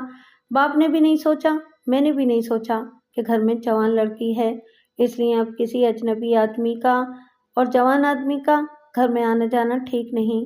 दरअसल मेरे बाप को मुंशी पर एतमाद था। मैंने देखा कि मुंशी हमारे घर जाता तो बहुत देर करके आता। अगर हम पूछते तो किसी न किसी दुकान का नाम लेकर कह देता कि वहाँ चला गया था। मेरा बाप तो कारोबार में डूबा रहता था। मुझे कोई और ही गम लग गया था। एक रोज मुंशी हमारे घर गया तो थोड़ी देर बाद मैं भी चला गया। घर का दरवाज़ा अंदर से बंद था। दरवाज़ा इस तरह कभी बंद नहीं हुआ था। मैंने दरवाज़ा खटखटाया तो बहुत देर बाद मुंशी ने दरवाज़ा खोला। मैंने पूछा कि दरवाज़ा क्यों बंद था और वह यहाँ क्यों आया था। मुंशी ने मुझे हाथ से एक तरफ धकेल कर कहा, चल हट धान की बोरी, और वो चला गया। मैंने अंदर जाकर दुल्हन से पूछा कि ये बदबख्त यहाँ आया तो दरवाज़ा क्यों बंद था। दुल्हन ने बड़ी ढिठाई से जवाब दिया, इसलिए बंद किया था कि तुम सीधे अंदर ना आ जाओ। ऐसा कड़ाके का जवाब उसने पहली बार दिया था। शादी को अभी 1 महीना भी नहीं हुआ था। मेरी जबान बंद हो गई। उसने मेरे सर पर खड़े होकर गुस्से से कहा, तुम ये कहना चाहते हो कि मैं कोई बदमाशी कर रही थी? तुम दुकान छोड़कर क्यों आए हो? तुम मुझे बदमाश समझते हो? वो जोर जोर से रोने लगी। मैंने उसकी मिन्नत की कि वो ना रोए। हम लोग कमज़ोर दिल वाले होते हैं। मैंने उसके आगे हाथ जोड़े और वादा किया कि आइंदा इस पर शक नहीं करूँगा। इसने मुझसे भी ये कहलवा लिया कि मुंशी की शिकायत बाप से नहीं करूँगा। मैं दिल में ये अफसोस लेकर दुकान पर चला गया कि मैंने दुल्हन को नाराज़ कर दिया है। रात को मैं बाप से चोरी छुपे दुल्हन के लिए मिठाई लेकर गया और बड़ी मुश्किल से उसे राज़ी किया। लोगों की आंखें और ज़बानें बंद नहीं की जा सकती। मुझे मोहल्ले की एक बूढ़ी औरत ने एक रोज़ कहा, बेटा घर का भी ज़रा ख्याल रखा करो, इस मुसलमान का घर में आना बंद कर दो। फिर मेरे एक दोस्त ने मुझे ऐसी ही बात कही। सच्ची बात यह है कि मुझ में इतनी जुर्रत नहीं थी कि बीवी और मुंशी को रोकता। 4 महीनों के अरसे में मैंने 2 बार यूं किया कि मुंशी के पीछे घर गया, अंदर से दरवाज़ा बंद देखा, खटखटाया तो दरवाज़ा मुंशी ने खोला। मैंने दोनों बार बीवी के आगे हाथ जोड़े कि वो मुंशी को इस तरह घर में न बिठाया करे। बीवी ने दोनों बार मुझे डांट दिया। ईद आई तो मेरी बीवी ने मुंशी को कीमती कपड़े दिए। किसी शक की गुंजाइश नहीं रह गई थी। एक रोज़ बीवी ने मुझे यहाँ तक कह दिया कि मैं तुम्हारी ही बीवी हूँ, तुम्हारे तमाम हुकूक पूरे करती हूँ, तुम्हारी खिदमत करती हूँ। ये सारे हक पूरे करके मैं जो चाहे करूँ, तुम्हें कोई शिकायत नहीं होनी चाहिए। अगर अपनी हरकतों से बाज नहीं आओगे तो मैं इस आदमी के साथ चली जाऊंगी और मुसलमान हो जाऊंगी। इस धमकी ने मेरे पांव तले से ज़मीन निकाल दी। शादी के 6ठे महीने मेरा बाप 6-7 रोज़ बीमार रहकर मर गया। मैं जवान था लेकिन अकेला रह गया। हम हिंदुओं में बहुत इत्तेफाक होता है। मंडी में मेरे बाप की उम्र के 3-4 हिंदू आड़तियों ने मेरे कारोबार की निगरानी और देखभाल शुरू कर दी। मेरा मुंशी और मेरी बीवी पहले से भी ज़्यादा आज़ाद हो गए। मैंने एक रोज़ मुंशी से कहा कि पहले वो मेरे बाप का नौकर था, अब मेरा नौकर है। अगर वो अपनी हरकतों से बाज नहीं आया तो मैं उसे निकाल दूंगा। मैंने उसे अपने घर जाने से भी रोक दिया। उसने मुझे कहा, अपनी खैरियत और अपनी बीवी की ज़रूरत है तो मुझे रोकने और नौकरी से निकालने की जुर्रत न करना, ज़बान बंद रखना। मैं डर गया और मुंशी मेरे घर जाता रहा। उसने शायद मेरी बीवी को बता दिया था। बीवी ने मेरे साथ बदसलूकी शुरू कर दी। रात दूसरे कमरे में सोती और अंदर से चटखनी चढ़ा लेती थी। दुकान में मुंशी मेरे दिमाग पर सवार रहता था। 1 साल गुजरा तो मेरी बीवी ने पहले बच्चे को जन्म दिया। यही बच्चा है जो लापता हो गया है। मैंने बच्चे को देखा तो मुझे ज़र्रा भर खुशी न हुई। बच्चा अपने बाप की सही तस्वीर था। ये मेरा बच्चा नहीं था। उसे रंग माँ का और शक्ल सूरत दोनों की मिली थी। इस वक्त तक बीवी के साथ मेरी नाचाकी बहुत बढ़ गई थी। मैंने बच्चे को हाथ नहीं लगाया। मुंशी बच्चे को देखने आया। उस वक्त मैंने अपनी बीवी के चेहरे पर खुशी देखी। एक रोज़ बीवी ने मुझे साफ कह दिया कि ये बच्चा तुम्हारा नहीं। मेरे लिए ये चोट बड़ी सख्त थी। मैंने उन बुजुर्गों को जो मेरी दुकान की निगरानी करते थे कहा कि ये मुंशी मेरे सर चढ़ गया है और बदतमीजी करता है, इसे निकलवा दें। میں نے اصل بات نہ بتائی۔ انہیں شاید معلوم ہوگا کہ اصل وجہ کیا ہے۔ انہوں نے منشی کو گھیرا اور اسے کہا کہ وہ فوراً نکل جائے۔ انہوں نے اسے غنڈہ گردی کی دھمکی بھی دی اور وہ چلا گیا۔ مجھے ڈر تھا کہ میری بیوی بھی گھر سے بھاگ جائے گی، لیکن اس نے ایسا قدم نہ اٹھایا، لیکن گھر میں میرا جینا حرام کر دیا۔ میں تو پہلے ہی اس کا غلام تھا، اب اس ڈر سے اس کے پاؤں چھونے لگا کہ وہ بھاگ جائے گی۔ ایک رات پہلے پہر میں نے بیوی کو کمرے سے غائب پایا، بچہ بھی نہیں تھا۔ میں سمجھا کہ وہ چلی گئی ہے۔ میں سر پکڑ کر بیٹھ گیا۔ تھوڑی دیر بعد وہ آ گئی۔ میں نے پوچھا کہ کہاں گئی تھی، تو کہنے لگی اس کا باپ آیا تھا۔ میں کچھ بھی نہ کہہ سکا۔ اس روز سے اس نے میرے ساتھ اچھا سلوک شروع کر دیا۔ پہلے میں اس کے برے سلوک سے پریشان رہتا تھا، اب اس کے اچھے سلوک سے پریشان ہونے لگا۔ یہ تو میں کسی وقت بھی نہیں بھولا کہ جسم کے لحاظ سے، شکل و صورت کے لحاظ سے اور طبیعت کے لحاظ سے میں اس کے پاؤں کی مٹی کے برابر بھی نہیں ہوں، لیکن اس نے میرے ساتھ ایسا سلوک شروع کر دیا جیسے میں شہزادہ ہوں۔ اس نے میرے ساتھ بیویوں والا پیار محبت بھی شروع کر دیا۔ اس سے تو میری عقل ماری گئی۔ میں دیکھ رہا تھا کہ مہینے میں ایک رات وہ بچے کو اٹھا کر چلی جاتی اور 3-4 گھنٹوں بعد واپس آتی تھی۔ مجھے معلوم تھا کہ وہ کہاں جاتی ہے، لیکن وہ میرے سامنے آتی تھی تو میں جیسے مر جاتا تھا۔ آپ یوں سمجھ لیں کہ میں اس کا پالتو کتا بن گیا، جسے گھر والے گودی میں بٹھاتے ہیں، اس کے ساتھ پیار کرتے ہیں، اس کے ساتھ کھیلتے ہیں، لیکن کتا دم ہلانے کے سوا اپنے دل کی بات نہیں کہہ سکتا اور گھر والوں کے کسی کام میں دخل نہیں دے سکتا۔ 3-4 ماہ بعد میری بیوی نے راتوں کو باہر جانا چھوڑ دیا اور وہ اداس رہنے لگی۔ میں نے پوچھا تو نہیں، یہ سمجھ گیا کہ منشی سے ملنے آیا کرتا تھا، اب کہیں چلا گیا ہے۔ بیوی کا سلوک میرے ساتھ اچھا ہی رہا، لیکن کچھ کمی آ گئی۔ میں نے اسے روتے بھی دیکھا۔ پھر وقت گزرتا گیا، معلوم ہوتا تھا کہ منشی کہیں غائب ہو گیا ہے۔ اس کے بعد 2 اور بچے پیدا ہوئے۔ یہ میرے بچے تھے، آپ نے دونوں کو دیکھا ہے، صاف پتہ چلتا ہے کہ میری اولاد ہے۔ اگر آپ بڑے لڑکے کو دیکھیں تو فوراً کہہ اٹھیں گے کہ یہ کسی اور کی اولاد ہے۔ جب میرے بچے پیدا ہوئے تو میری بیوی نے انہیں کوئی پیار نہ دیا۔ اس کا سارا پیار اپنے پہلے بچے کے لیے تھا۔ چھوٹے بچوں کو الگ سلاتی اور بڑے کو اپنے ساتھ سلاتی تھی۔ بڑے بچے سے مجھے نفرت تھی۔ آپ دروقہ مہراج، برا نہ ماننا، اپنا اپنا مذہب ہے۔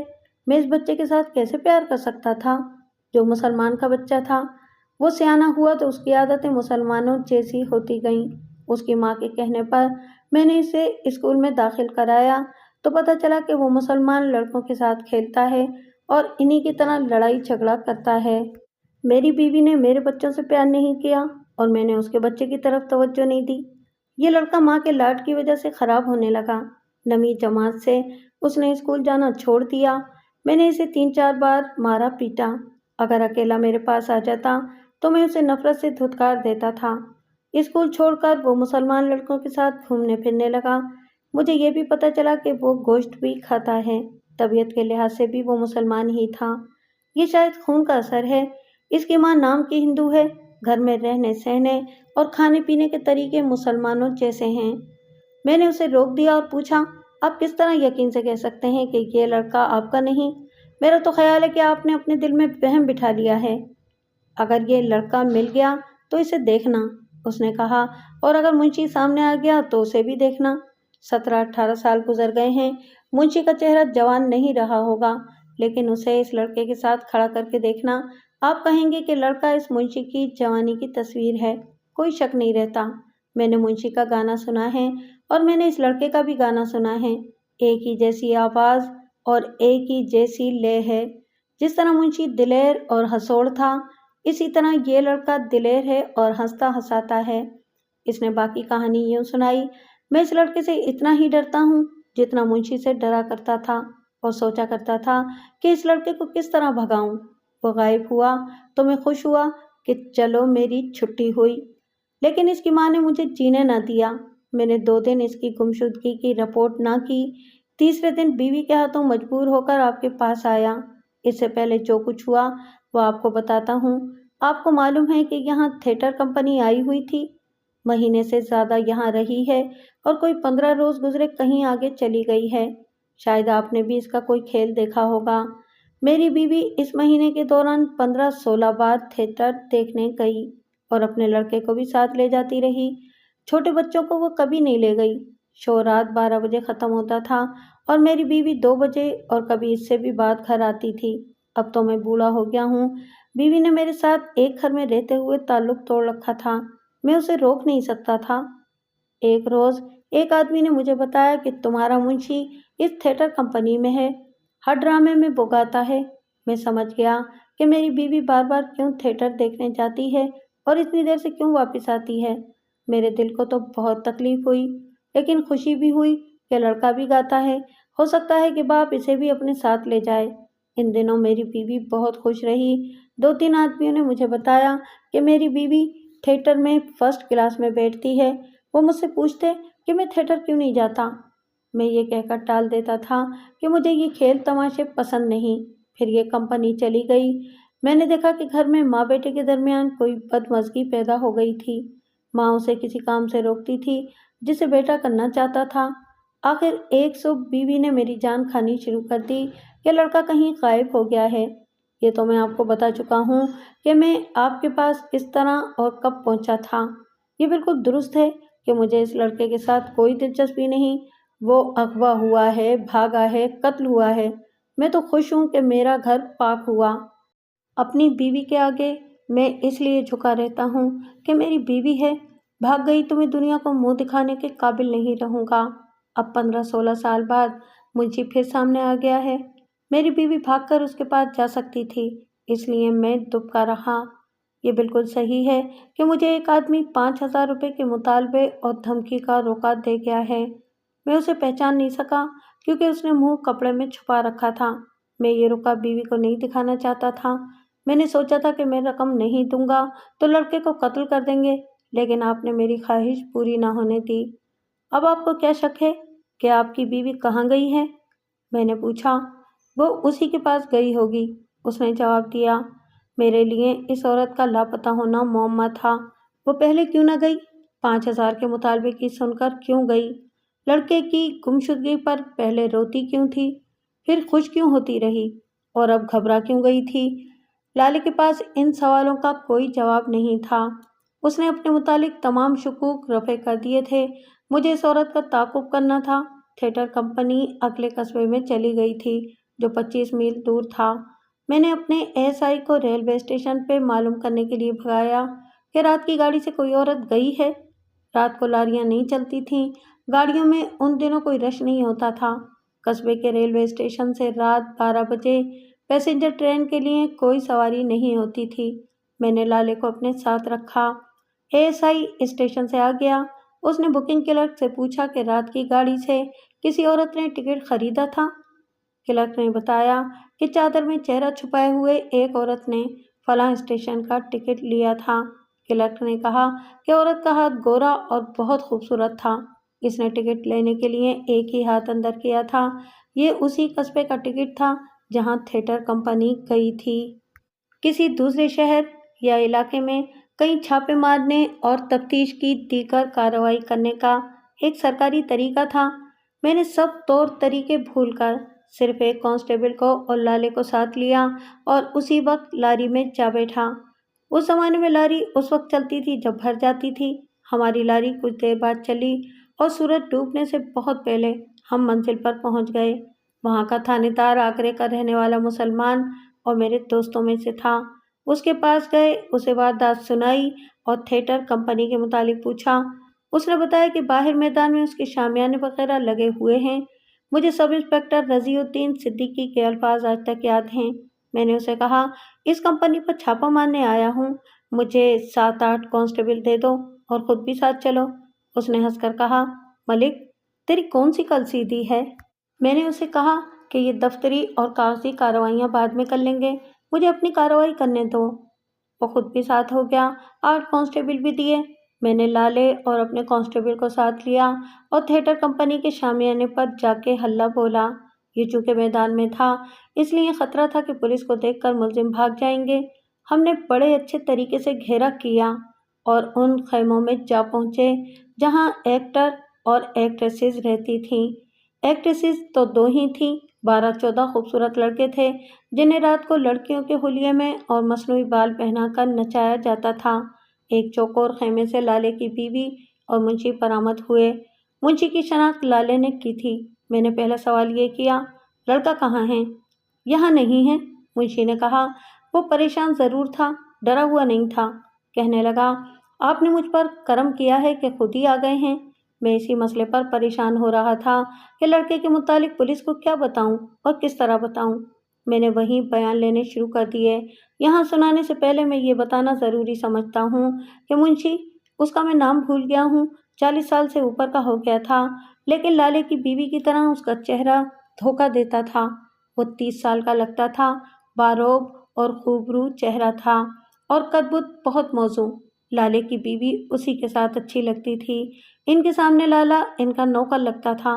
میرا بیان لینے سے پہلے یہ سن لیں کہ لڑکا میرے پاس تھا۔ منشی نے کہا، 6-7 روز ہوئے اغوا ہو گیا ہے۔ آپ پوچھیں گے کہ میں نے پولیس کو رپورٹ کیوں نہیں دی، تو میں یہ جواب دوں گا کہ لڑکا گھر سے بھاگ کر میرے پاس آیا تھا۔ میری پوزیشن ایسی تھی کہ میں یہ ظاہر نہیں کرنا چاہتا تھا کہ لڑکا میرے پاس آ کر اغوا ہوا ہے۔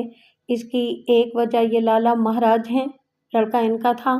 یہ لڑکے کی گمشدگی کو انتقام کا ذریعہ بنا سکتے ہیں۔ بہرحال منشی نے رپورٹ نہ کرنے کی جو بھی وجہ بتائی وہ بے معنی تھی۔ وہ کوئی بھی وجہ بتاتا، اس پر اعتماد نہیں کیا جا سکتا تھا۔ لالے کی بیوی رو رہی تھی۔ منشی نے بتایا کہ ہمارے قصبے سے وہ اپنی تھیٹر کمپنی یہاں لایا تو ایک روز لالے کا بیٹا اس کے پاس آ گیا اور ضد کرنے لگا کہ وہ تھیٹر میں کام کرنا چاہتا ہے۔ منشی اس تھیٹر میں صرف ایکٹر ہی نہیں تھا، حصے دار بھی تھا۔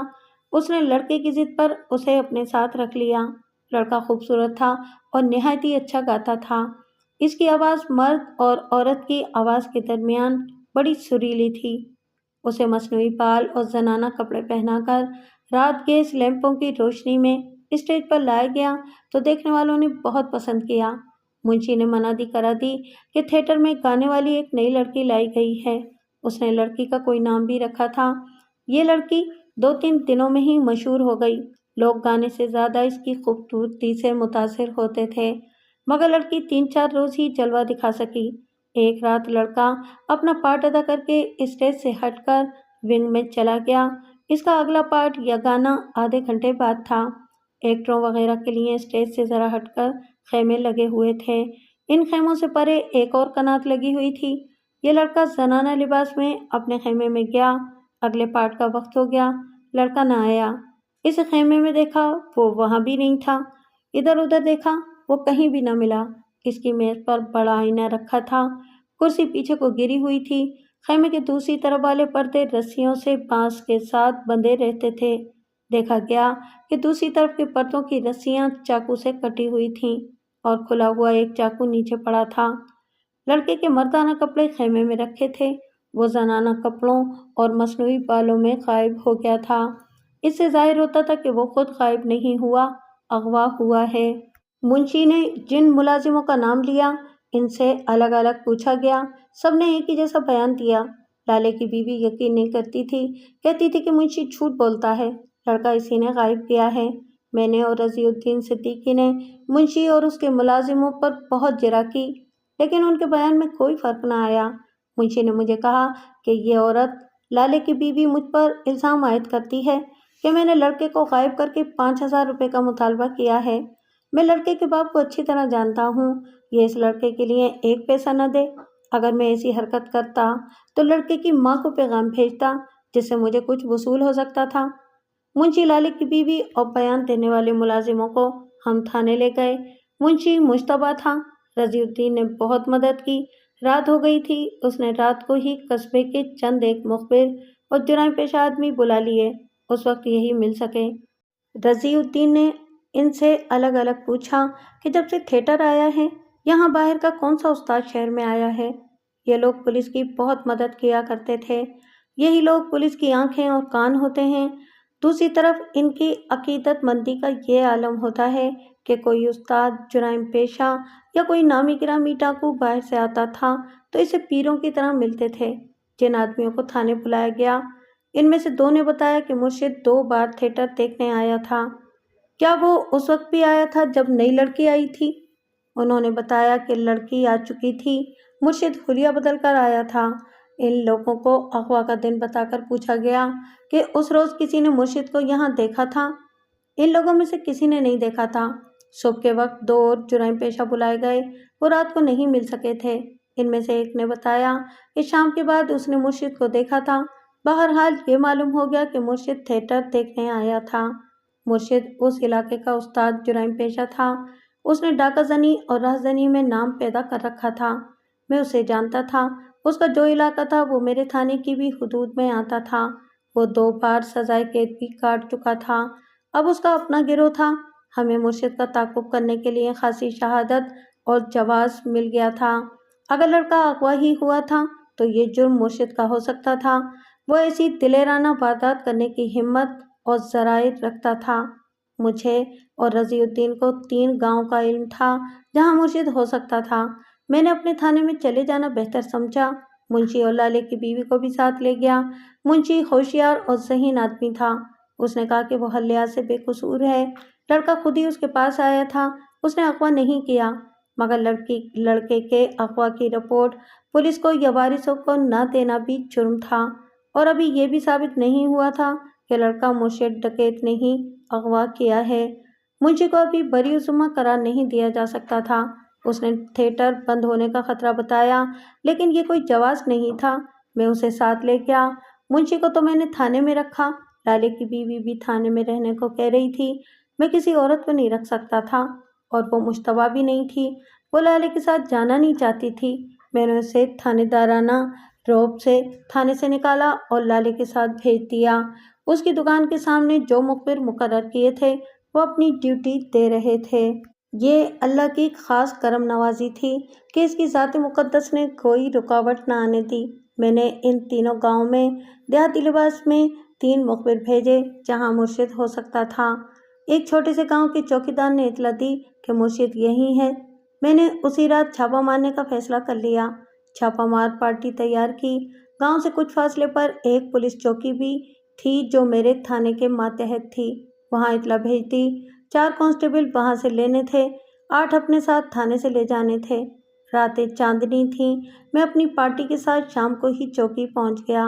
چوکیدار کو اطلاع کر دی گئی۔ وہاں خطرہ یہ تھا کہ مرشد کی سطح کے ڈاکو جس گاؤں میں رہتے تھے، وہاں کے لوگ ان کے ڈر سے ان کی حفاظت کرتے تھے، اور اگر انہیں قبل از وقت پولیس کی آمد کا پتہ چل جاتا تو وہ ڈاکو کو خبردار کر دیتے اور اسے بھاگنے میں مدد دیتے تھے۔ مجھے ڈر یہ تھا کہ چوکیدار ہی دھوکہ نہ دے جائے۔ میں نے چھاپے کا وقت رات کا پہلا پہر رکھا۔ اس وقت دیہاتی گہری نیند سوئے ہوئے ہوتے ہیں۔ آدھی رات کے لگ بھگ آنکھ جلدی کھل جاتی ہے۔ میں نے اپنی پارٹی کو تمام ضروری ہدایات دے دیں اور انہیں بکھیر کر گاؤں میں لے گیا۔ چوکیدار باہر انتظار میں کھڑا تھا۔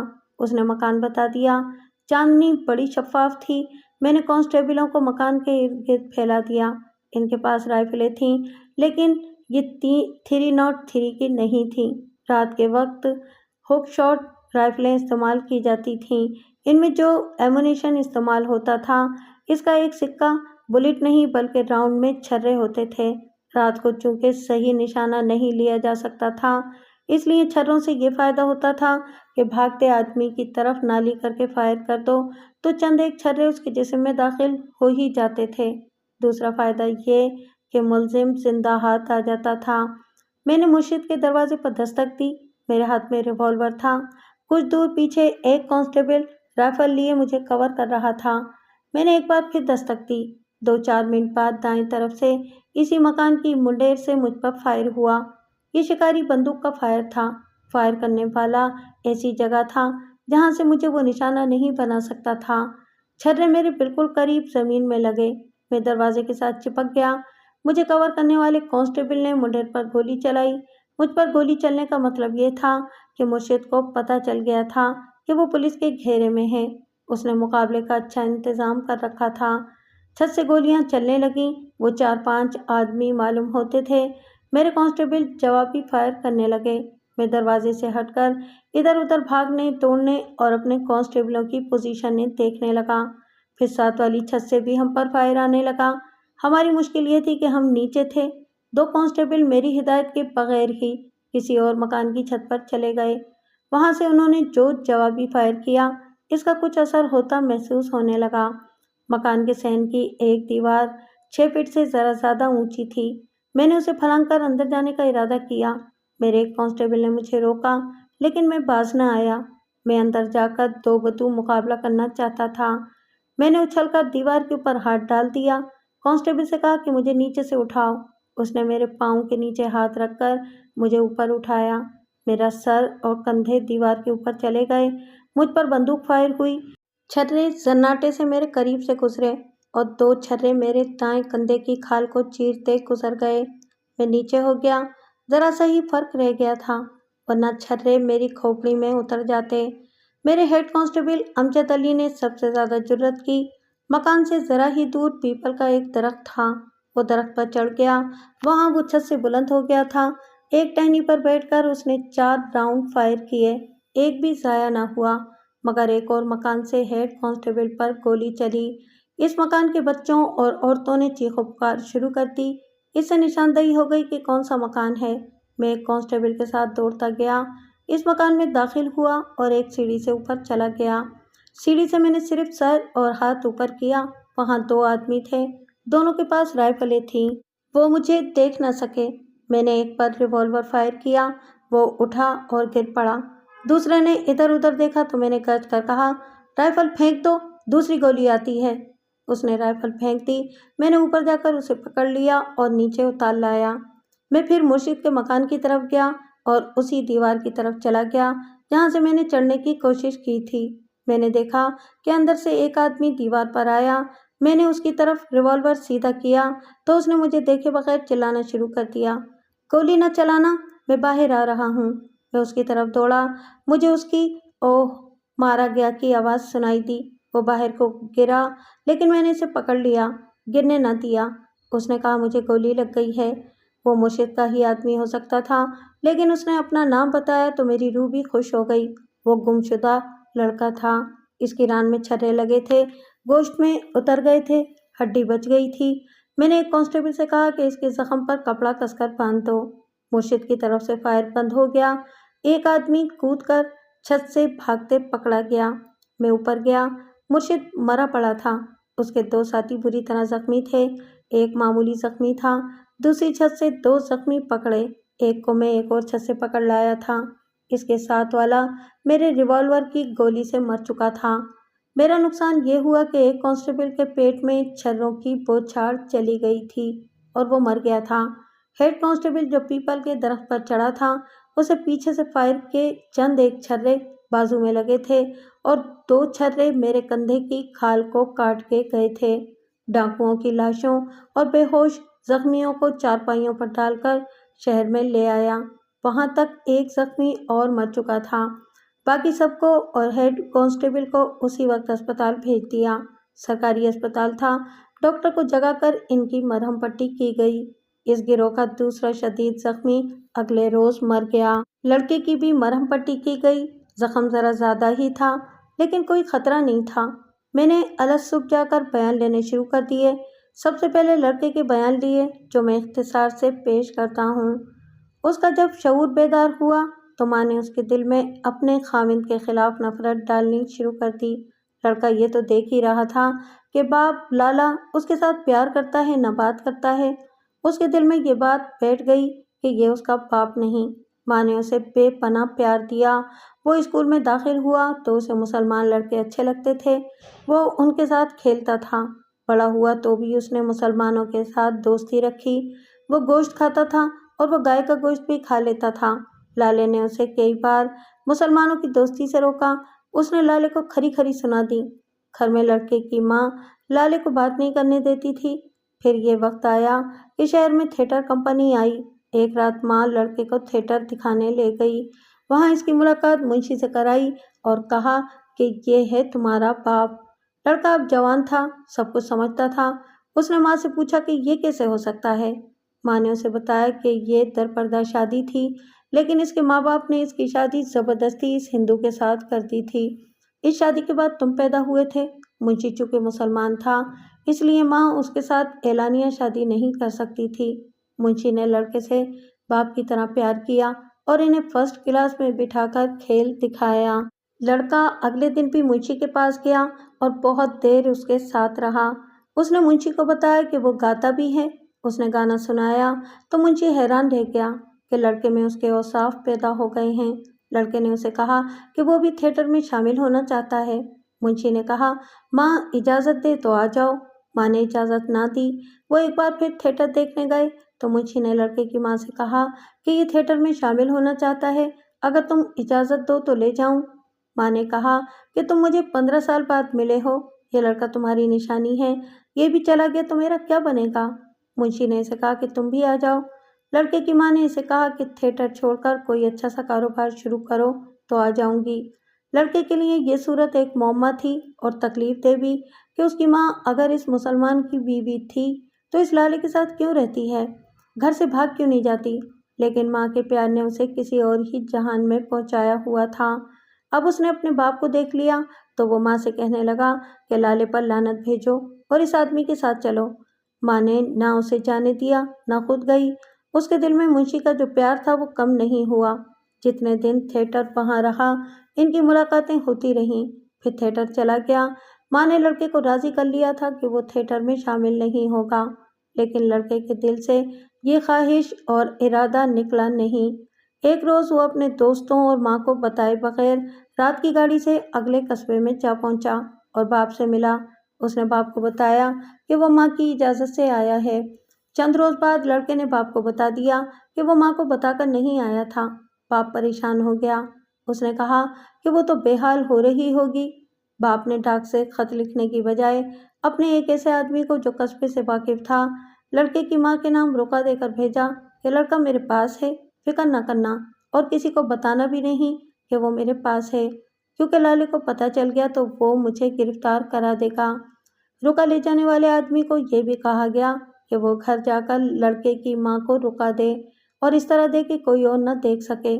اسے مکان اچھی طرح سمجھا دیا گیا تھا۔ رقیہ میں منشی نے لڑکے کی ماں کو یہ بھی لکھا تھا کہ تم بھی آ جاؤ، تمہاری خاطر میں نے ابھی تک شادی نہیں کی، اپنے بیٹے کے پاس آ جاؤ۔ یہ آدمی صحیح طریقے سے صحیح ہاتھوں میں رقیہ دے کر آ گیا اور لڑکے کی ماں کا زبانی جواب لایا کہ لڑکے کی گمشدگی نے اسے جینے کے قابل نہیں چھوڑا تھا۔ اس کا خیال تھا کہ لڑکا اغوا ہو گیا ہے، اس لیے اس نے تھانے میں رپورٹ درج کرا دی تھی۔ اس نے اس خدشے کا اظہار کیا تھا کہ پولیس منشی کو پکڑ لے گی۔ اس عورت نے یہ بھی کہا، لڑکا ابھی واپس نہ آئے، میں ابھی گھر سے غائب نہیں ہو سکتی، ورنہ پولیس مجھے پکڑ لے گی اور مجھ پر الزام آئے گا کہ میں نے خود لڑکے کو بھگایا اور پولیس کو پریشان کیا ہے۔ ذرا یہ معاملہ ٹھنڈا ہو جائے تو میں آ جاؤں گی۔ لڑکے کے اس بیان سے اس رقیہ اور پراسرار آدمی کا معمہ حل ہو گیا، جسے میرے مخبر نے اس عورت کے گھر کے باہر پھرتے اور پھر اندر جاتے دیکھا تھا۔ میں اس کے بعد اس عورت کے گھر گیا اور دیکھا تھا کہ وہ بہت خوش تھی، لیکن یہ چھپائے رکھنے کے لیے کہ لڑکا کہاں ہے۔ اس نے مجھ سے پوچھا تھا کہ اس کے لڑکے کا کوئی سراغ ملا ہے یا نہیں۔ مجھے یاد آیا کہ اس روز اس نے مجھے اپنے ساتھ کچھ زیادہ ہی بے تکلف کرنے کی کوشش کی تھی۔ وہ شاید مجھے اپنے حسن کے جادو میں گرفتار کر کے لڑکے کی گمشدگی کی رپورٹ گول کرانا چاہتی تھی یا مجھ سے یہ راز لینا چاہتی تھی کہ میں کیا کارروائی کر رہا ہوں۔ لڑکے نے اپنے بیان میں بتایا کہ باپ نے اسے زنانہ کپڑے پہنا کر اور لڑکیوں کا حلیہ بنا کر اسٹیج پر پیش کیا تو تماشائیوں نے داد اور تعریف چیخوں اور سیٹیوں سے کی، اور جب انہوں نے گانا سنا تو کسی کو بھی شک نہ ہوا کہ وہ لڑکا ہے۔ لوگ اس کی خوبصورتی سے متاثر ہو گئے تھے۔ اگلے روز باپ نے منادی کرا دی کہ تھیٹر میں ایک نئی لڑکی آئی ہے۔ اگلی رات تھیٹر میں رش زیادہ تھا۔ 3-4 راتوں بعد ایک رات وہ ڈرامے کے ایک منظر میں گانا سنا کر اپنے خیمے میں گیا اور کرسی پر بیٹھ کر آئینہ دیکھنے لگا۔ اس وقت تمام ملازم تھیٹر میں مصروف تھے، شاید پلنگ کے نیچے آدمی چھپے ہوئے تھے۔ اسے اپنے پیچھے آہٹیں سنائی تھیں اور فوراً ہی کسی نے اس کے اوپر کپڑا ڈال دیا، اس کے منہ پہ ہاتھ رکھا، پھر اسے معلوم نہیں کتنے آدمیوں نے اسے اٹھا لیا۔ اسے ان میں سے کسی کی دھیمی سی آواز سنائی دی، سامنے سے نہیں ادھر سے، رسیاں کاٹ دو، چاقو نکالو۔ اسے ایک بوری میں ڈال لیا گیا، کسی نے اسے کندھے پر ڈال لیا اور پھر اسے کہیں دور لے جا کر گھوڑے پر رکھا۔ گھوڑے زیادہ معلوم ہوتے تھے۔ انہوں نے کہیں رک کر بوری اتاری اور 2 آدمی بوری اٹھا کر چل پڑے۔ بوری کا منہ کھول کر لڑکے کو نکالا گیا۔ उसकी हालत बहुत बुरी हो चुकी थी।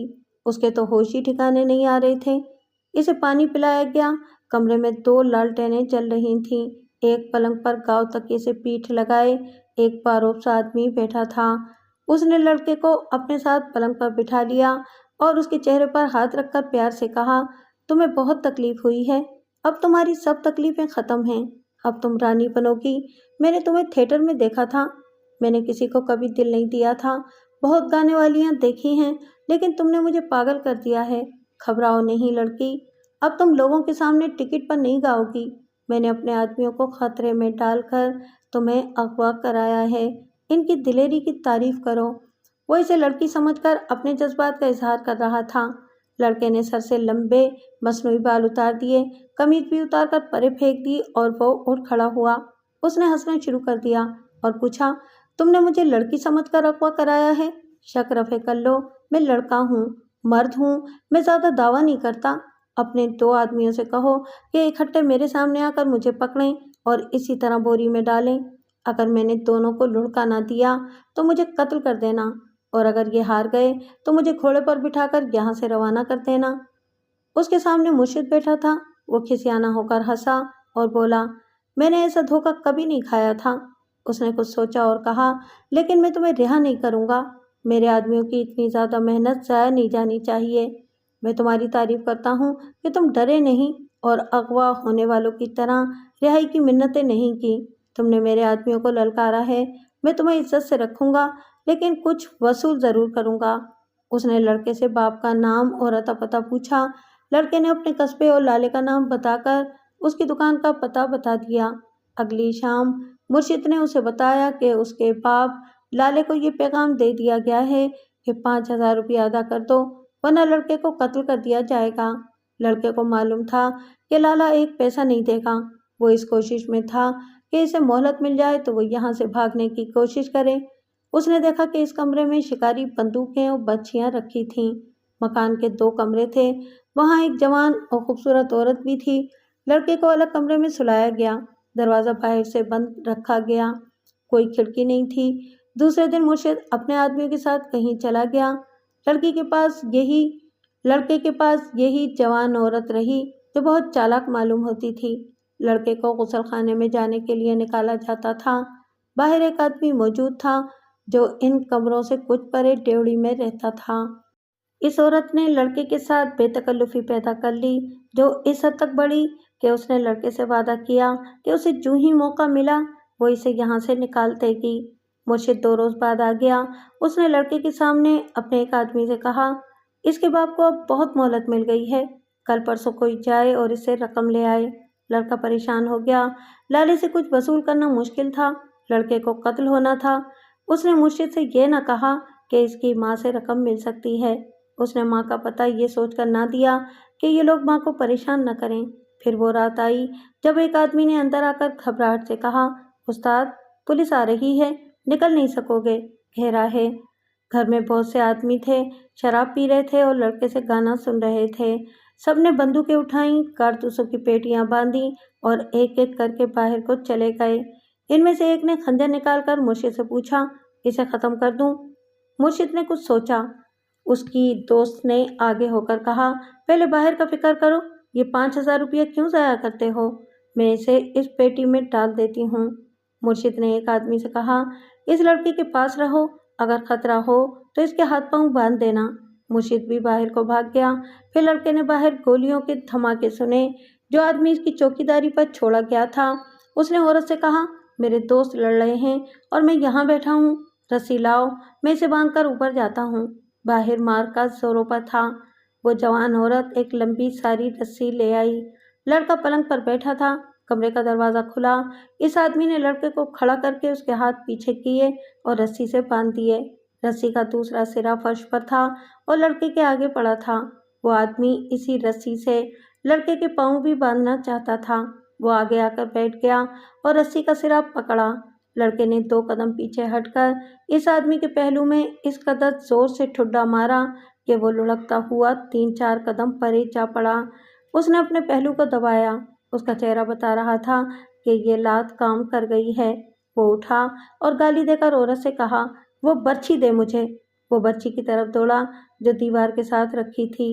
عورت قریب ہی کھڑی تھی، وہ بھی برچی کی طرف لپکی، لیکن اس طرح کہ وہ اس آدمی اور بچی کے درمیان آ گئی۔ اس نے یہ حرکت بظاہر برچی اٹھانے کے لیے کی تھی، لیکن لڑکے نے بتایا کہ صاف پتہ چلتا تھا کہ وہ اس آدمی کے راستے میں حائل ہو گئی تھی۔ اس نے برچی پکڑ لی اور آدمی کو اس تک نہ پہنچنے دیا، اب کہ اس کا پھر وہی پہلو لڑکے کے سامنے تھا جس پر وہ ایک ٹھڈا مار چکا تھا۔ اب کے لڑکے نے 2-3 قدم آگے لیے اور اچھل کر دونوں پاؤں سیدھے اس آدمی کے پہلو میں مارے۔ اس نے پاؤں میں وہی زنانہ سینڈل پہن رکھے تھے جو اس نے تھیٹر کے اسٹیج پر پہنے تھے۔ لڑکا پہلو کے بل گرا اور فوراً اٹھا۔ جسے دونوں لاتیں لگی تھیں وہ دیوار کے ساتھ لگا اور اوندھا ہو گیا۔ اس نے سر اٹھایا تو لڑکے نے اس کے منہ پر اسی طرح ٹھڈا مارا جس طرح فٹ بال کو کک لگائی جاتی ہے۔ اس کے بعد وہ آدمی اٹھ نہیں سکا۔ لڑکے نے عورت سے کہا کہ میرے ہاتھ کھول دو گی؟ کیوں نہیں کھولوں گی، اس عورت نے کہا اور اس کے ہاتھ کھول دیے۔ وہ جذباتی ہو گئی تھی، جیسے لڑکے سے جدا نہیں ہوگی، لیکن اس نے لڑکے سے کہا دائیں طرف کی دیوار کود جاؤ، ڈیوڑی کی طرف نہ جانا، دروازے کے باہر تالا لگا ہوا ہے۔ لڑکا باہر کود پڑا۔ صحن کی وہی دیوار اسے نظر آئی جس سے میں نے باہر سے اندر جانے کی کوشش کی تھی۔ لڑکے کے قد کے مطابق دیوار زیادہ اونچی تھی۔ لڑکے نے سینڈل اتار پھینکے اور تیز دوڑ کر اچھلا تو اس کا ایک ہاتھ دیوار کے اوپر پہنچ گیا۔ گولیاں چل رہی تھیں۔ لڑکا دیوار پر آیا اور جب وہ باہر کو کودنے لگا تو اس پر چھت سے گولی چلی جس کے بہت سارے چھرے اس کی ران میں داخل ہو گئے۔ اس نے باہر والوں کو یعنی ہمیں چلا کر کہا گولی نہ چلانا، میں باہر آ رہا ہوں، اور باہر کودا تو میں نے اسے سنبھال لیا۔ میں نے لالے اور لڑکے کی ماں کو ہسپتال بلا لیا تھا۔ ماں جس بےتابی سے اپنے بیٹے سے لپٹی اور اسے چوما وہ الفاظ میں بیان نہیں ہو سکتا۔